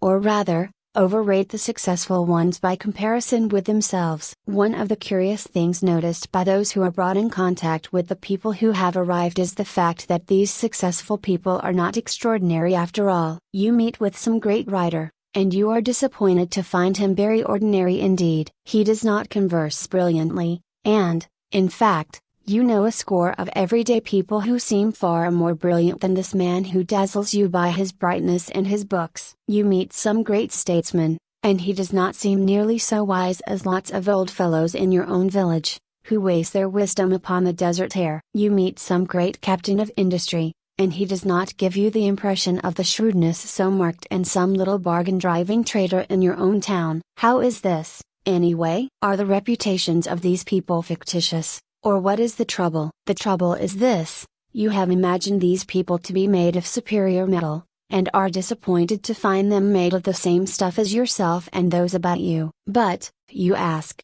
wherein does their greatness of achievement lie? Chiefly in this: belief in themselves and in their inherent power, in their faculty to concentrate on the work in hand, when they are working, and in their ability to prevent leaks of power when they are not working. They believe in themselves, and make every effort count. Your village wiseman spills his wisdom on every corner, and talks to a lot of fools when if he really were wise he would save up his wisdom and place it where it would do some work. The brilliant writer does not waste his wit upon every comer. In fact, he shuts the drawer in which he contains his wit, and opens it only when he is ready to concentrate and get down to business. The captain of industry has no desire to impress you with his shrewdness and smartness. He never did, even when he was young. While his companions were talking and boasting, and blowing, this future successful financier was sawing wood and saying nothing. The great people of the world, that is, those who have arrived, are not very different from you, or me, or the rest of us. All of us are about the same at the base. You have only to meet them to see how very ordinary they are,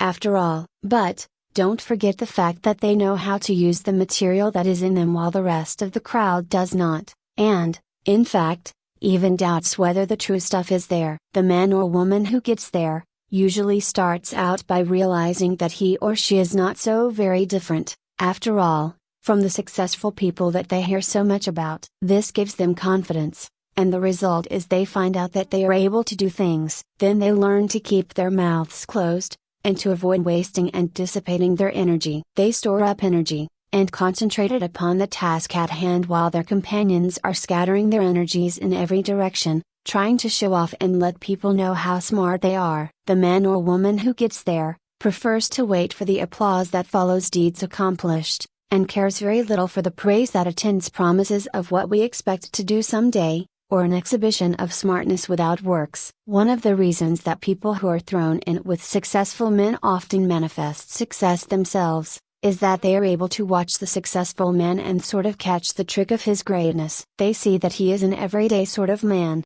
but that he thoroughly believes in himself, and also that he does not waste energy, but reserves all his force for the actual tasks before him. And, profiting by example, they start to work and put the lesson into practice in their own lives. Now, what is the moral of this talk? Simply this: don't undervalue yourself, or overvalue others. Realize that you are made of good stuff, and that locked within your mind are many good things. Then get to work and unfold those good things, and make something out of that good stuff. Do this by attention to the things before you, and by giving to each the best that is in you, knowing that plenty of more good things are in you, ready for the fresh tasks that will come. Put the best of yourself into the undertaking on hand, and do not cheat the present task in favor of some future one. Your supply is inexhaustible, and don't waste your good stuff on the crowd of gapers, watchers and critics who are standing around watching you work. Save your good stuff for your job, and don't be in too much of a hurry for applause. Save up your good thoughts for copy if you are a writer. Save up your bright schemes for actual practice.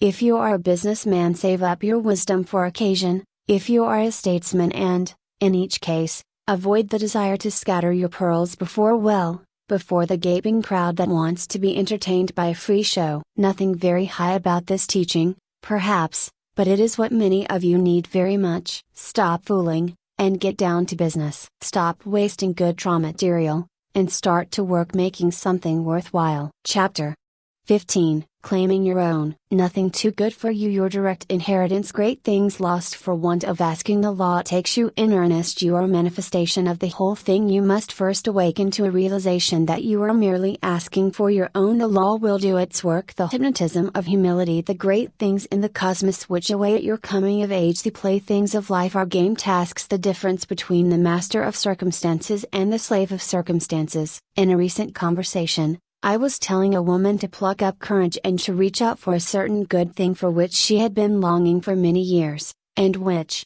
at last, appeared to be in sight. I told her that it looked as if her desire was about to be gratified, that the law of attraction was bringing it to her. She lacked faith, and kept on repeating, "Oh, it's too good to be true, it's too good for me." She had not emerged from the worm of the dust stage, and although she was inside of the promised land, she refused to enter it because it was too good for her. I think I succeeded in putting sufficient ginger into her to enable her to claim her own, for the last reports indicate that she is taking possession. But that is not what I wish to tell you. I want to call your attention to the fact that nothing is too good for you, no matter how great the thing may be, no matter how undeserving you may seem to be. You are entitled to the best there is, for it is your direct inheritance. So don't be afraid to ask, demand, and take. The good things of the world are not the portion of any favored sons. They belong to all, but they come only to those who are wise enough to recognize that the good things are theirs by right, and who are sufficiently courageous to reach out for them. Many good things are lost for want of the asking. Many splendid things are lost to you because of your feeling that you are unworthy of them. Many great things are lost to you because you lack the confidence and courage to demand and take possession of them. None but the brave deserves the fair,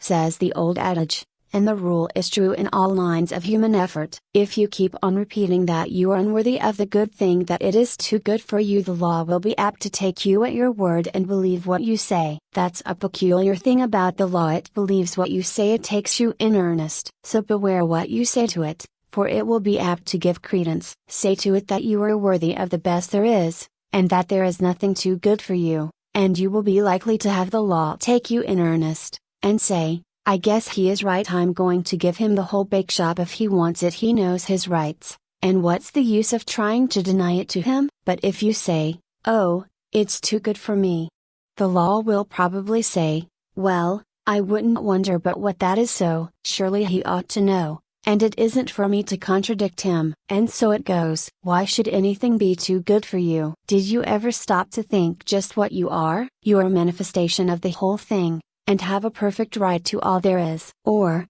if you prefer it this way, you are a child of the infinite, and are heir to it all. You are telling the truth in either statement, or both. At any rate, no matter for what you ask, you are merely demanding your own, and the more in earnest you are about demanding it, the more confident you are of receiving it, the more will you use in reaching out for it, the surer you will be to obtain it. Strong desire, confident expectation, courage in action, these things bring to you your own. But before you put these forces into effect, you must awaken to a realization that you are merely asking for your own, and not for something to which you have no right or claim. So long as there exists in your mind the last sneaking bit of doubt as to your right to the things you want, you will be setting up a resistance to the operation of the law. You may demand as vigorously as you please, but you will lack the courage to act. If you have a lingering doubt of your right to the thing you want, if you persist in regarding the desired thing as if it belonged to another, instead of to yourself, you will be placing yourself in the position of the covetous or envious man,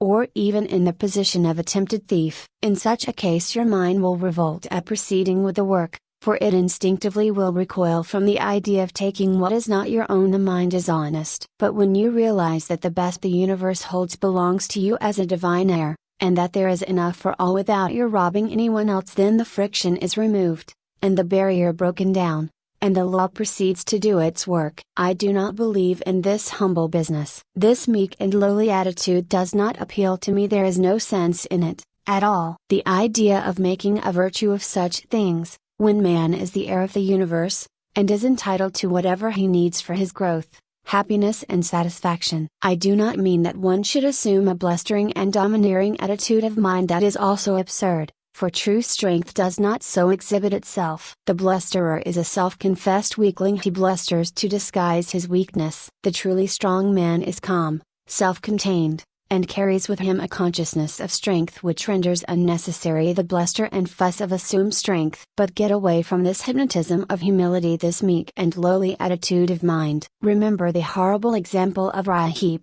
and beware of imitating him. Throw back your head, and look the world square inches the face. There's nothing to be afraid of. The world is apt to be as much afraid of you, as you are of it, anyway. Be a man, or a woman, and not a crawling thing. And this applies to your mental attitude, as well as to your outward demeanor. Stop the scrawling in your mind. See yourself as standing erect and facing life without fear, and you will gradually grow into your ideal. There is nothing that is too good for you. Not a thing. The best there is not beginning to be good enough for you, for there are still better things ahead. The best gift that the world has to offer is a mere bauble compared to the great things in the cosmos that await your coming of age. So don't be afraid to reach out for these playthings of life, these bubbles of this plane of consciousness. Reach out for them, grab a whole fistful, play with them until you are tired. That's what they are made for, anyway. They are made for our express use, not to look at, but to be played with. If you desire, help yourself. There's a whole shop full of these toys awaiting your desire, demand and taking. Don't be bashful. Don't let me hear any more of this silly talk about things being too good for you. Pshaw! You have been like the emperor's little son, thinking that the tin soldiers and toy drum were far too good for him, and refusing to reach out for them. But you don't find this trouble with children as a rule. They instinctively recognize that nothing is too good for them. They want all that is in sight to play with, and they seem to feel that the things are theirs by right. And that is the condition of mind that we seekers after the divine adventure must cultivate. Unless we become as little children, we cannot enter the kingdom of heaven. The things we see around us are the playthings of the kindergarten of God, playthings which we use in our game tasks. Help yourself to them, ask for them without bashfulness, demand as many as you can make use of. They are yours. And if you don't see just what you want, ask for it. There's a big reserve stock on the shelves, and in the closets. Play, play, play, to your heart's content. Learn to weave mats, to build houses with the blocks, to stitch outlines on the squares. Play the game through, and play it well. And demand all the proper materials for the play. Don't be bashful, there's enough to go round. But remember this: while all this be true, the best things are still only game things, toys, blocks, mats, cubes, and all the rest. Useful, most useful for the learning of the lessons, pleasant, most pleasant with which to play, and desirable, most desirable, for these purposes. Get all the fun and profit out of the use of things that is possible. Throw yourself heartily into the game, and play it out. It is good. But, here's the thing to remember: never lose sight of the fact that these good things are but playthings, part of the game, and you must be perfectly willing to lay them aside when the time comes to pass into the next class, and not cry and mourn because you must leave your playthings behind you. Do not allow yourself to become unduly attached to them. They are for your use and pleasure, but are not a part of you, not essential to your happiness in the next stage. Despise them not because of their lack of reality. They are great things relatively, and you may as well have all the fun out of them that you can. Don't be a spiritual prig, standing aside and refusing to join in the game. But do not tie yourself to them. They are good to use and play with, but not good enough to use you and to make you a plaything. Don't let the toys turn the tables on you. This is the difference between the master of circumstances and the slave of circumstances. The slave thinks that these playthings are real, and that he is not good enough to have them. He gets only a few toys, because he is afraid to ask for more, and he misses most of the fun. And then, considering the toys to be real, and not realizing that there are plenty more where these came from, he attaches himself to the little trinkets that have come his way, and allows himself to be made a slave of them. He is afraid that they may be taken away from him, and he is afraid to toddle across the floor and help himself to the others. The master knows that all are his for the asking. He demands that which he needs from day to day, and does not worry about overloading himself, for he knows that there are lots more, and that he cannot be cheated out of them. He plays, and plays well, and has a good time in the play, and he learns his kindergarten lessons in the playing. But he does not become too much attached to his toys.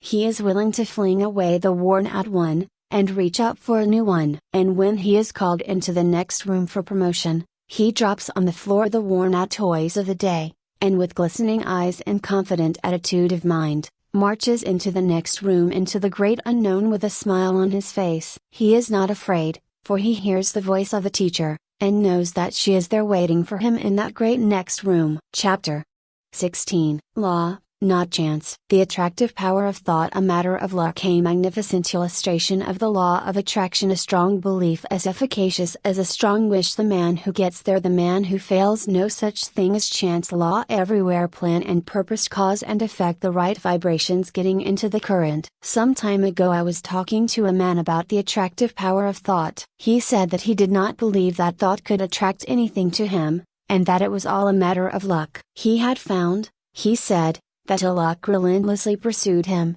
and that everything he touched went wrong. It always had, and always would, and he had grown to expect it. When he undertook a new thing, he knew beforehand that it would go wrong and that no good would come of it. Oh, no. There wasn't anything in the theory of attractive thought. So far as he could see, it was all a matter of luck. This man failed to see that by his own confession he was giving a most convincing argument in favor of the law of attraction. He was testifying that he was always expecting things to go wrong, and that they always came about as he expected. He was a magnificent illustration of the law of attraction, but he didn't know it, and no argument seemed to make the matter clear to him. He was up against it, and there was no way out of it. He always expected the ill luck, and every occurrence proved that he was right, and that the mental science position was all nonsense. There are many people who seem to think that the only way in which the law of attraction operates is when one wishes hard, strong and steady. They do not seem to realize that a strong belief is as efficacious as a strong wish. The successful man believes in himself and in his ultimate success, and, paying no attention to little setbacks, stumbles, tumbles and slips, presses on eagerly to the goal, believing all the time that he will get there. His views and aims may alter as he progresses, and he may change his plans or have them changed for him, but all the time he knows in his heart that he will eventually get there. He is not steadily wishing he may get there, he simply feels it and believes it, and thereby sets into operation the strongest forces known in the world of thought. The man who just as steadily believes he is going to fail will invariably fail. How could he help it? There is no special miracle about it. Everything he does, thinks and says is tinctured with the thought of failure. Other people catch his spirit, and fail to trust him or his ability, which occurrences he in turn sets down as but other exhibitions of his ill luck, instead of ascribing them to his belief and expectation of failure. He is suggesting failure to himself all the time, and he invariably takes on the effect of the auto-suggestion. Then, again, he by his negative thoughts shuts up that portion of his mind from which should come the ideas and plans conducive to success, and which do come to the man who is expecting success because he believes in it. A state of discouragement is not the one in which bright ideas come to us. It is only when we are enthused and hopeful that our minds work out the bright ideas which we may turn to account. Men instinctively feel the atmosphere of failure hovering around certain of their fellows, and on the other hand recognize something about others which leads them to say, when they hear of a temporary mishap befalling such a one, oh, He'll come out alright somehow. You can't down him. It is the atmosphere caused by the prevailing mental attitude. Clear up your mental atmosphere. There is no such thing as chance. Law maintains everywhere, and all that happens because of the operation of law. You cannot name the simplest thing that ever occurred by chance. Try it, and then run the thing down to a final analysis, and you will see it as the result of law. It is as plain as mathematics. Plan and purpose, cause and effect. From the movements of worlds to the growth of the grain of mustard seed, all the result of law. The fall of the stone down the mountainside is not chance. Forces which had been in operation for centuries caused it. And back of that cause were other causes, and so on until the causeless cause is reached. And life is not the result of chance. The law is here. 2. The law is in full operation whether you know it or not, whether you believe in it or not. You may be the ignorant object upon which the law operates, and bring yourself all sorts of trouble because of your ignorance of or opposition to the law. Or you may fall in with the operations of the law, get into its current, as it were, and life will seem a far different thing to you. You cannot get outside of the law. By refusing to have anything to do with it, you are at liberty to oppose it and produce all the friction you wish to. It doesn't hurt the law, and you may keep it up until you learn your lesson. The law of thought attraction is one name for the law, or rather for one manifestation of it. Again I say, your thoughts are real things. They go forth from you in all directions, combining with thoughts of like kind, opposing thoughts of a different character, forming combinations going where they are attracted, flying away from thought centers opposing them. And your mind attracts the thoughts of others, which have been sent out by them consciously or unconsciously. But it attracts only those thoughts which are in harmony with its own. Like attracts like, and opposites repel opposites, in the world of thought. If you set your mind to the keynote of courage,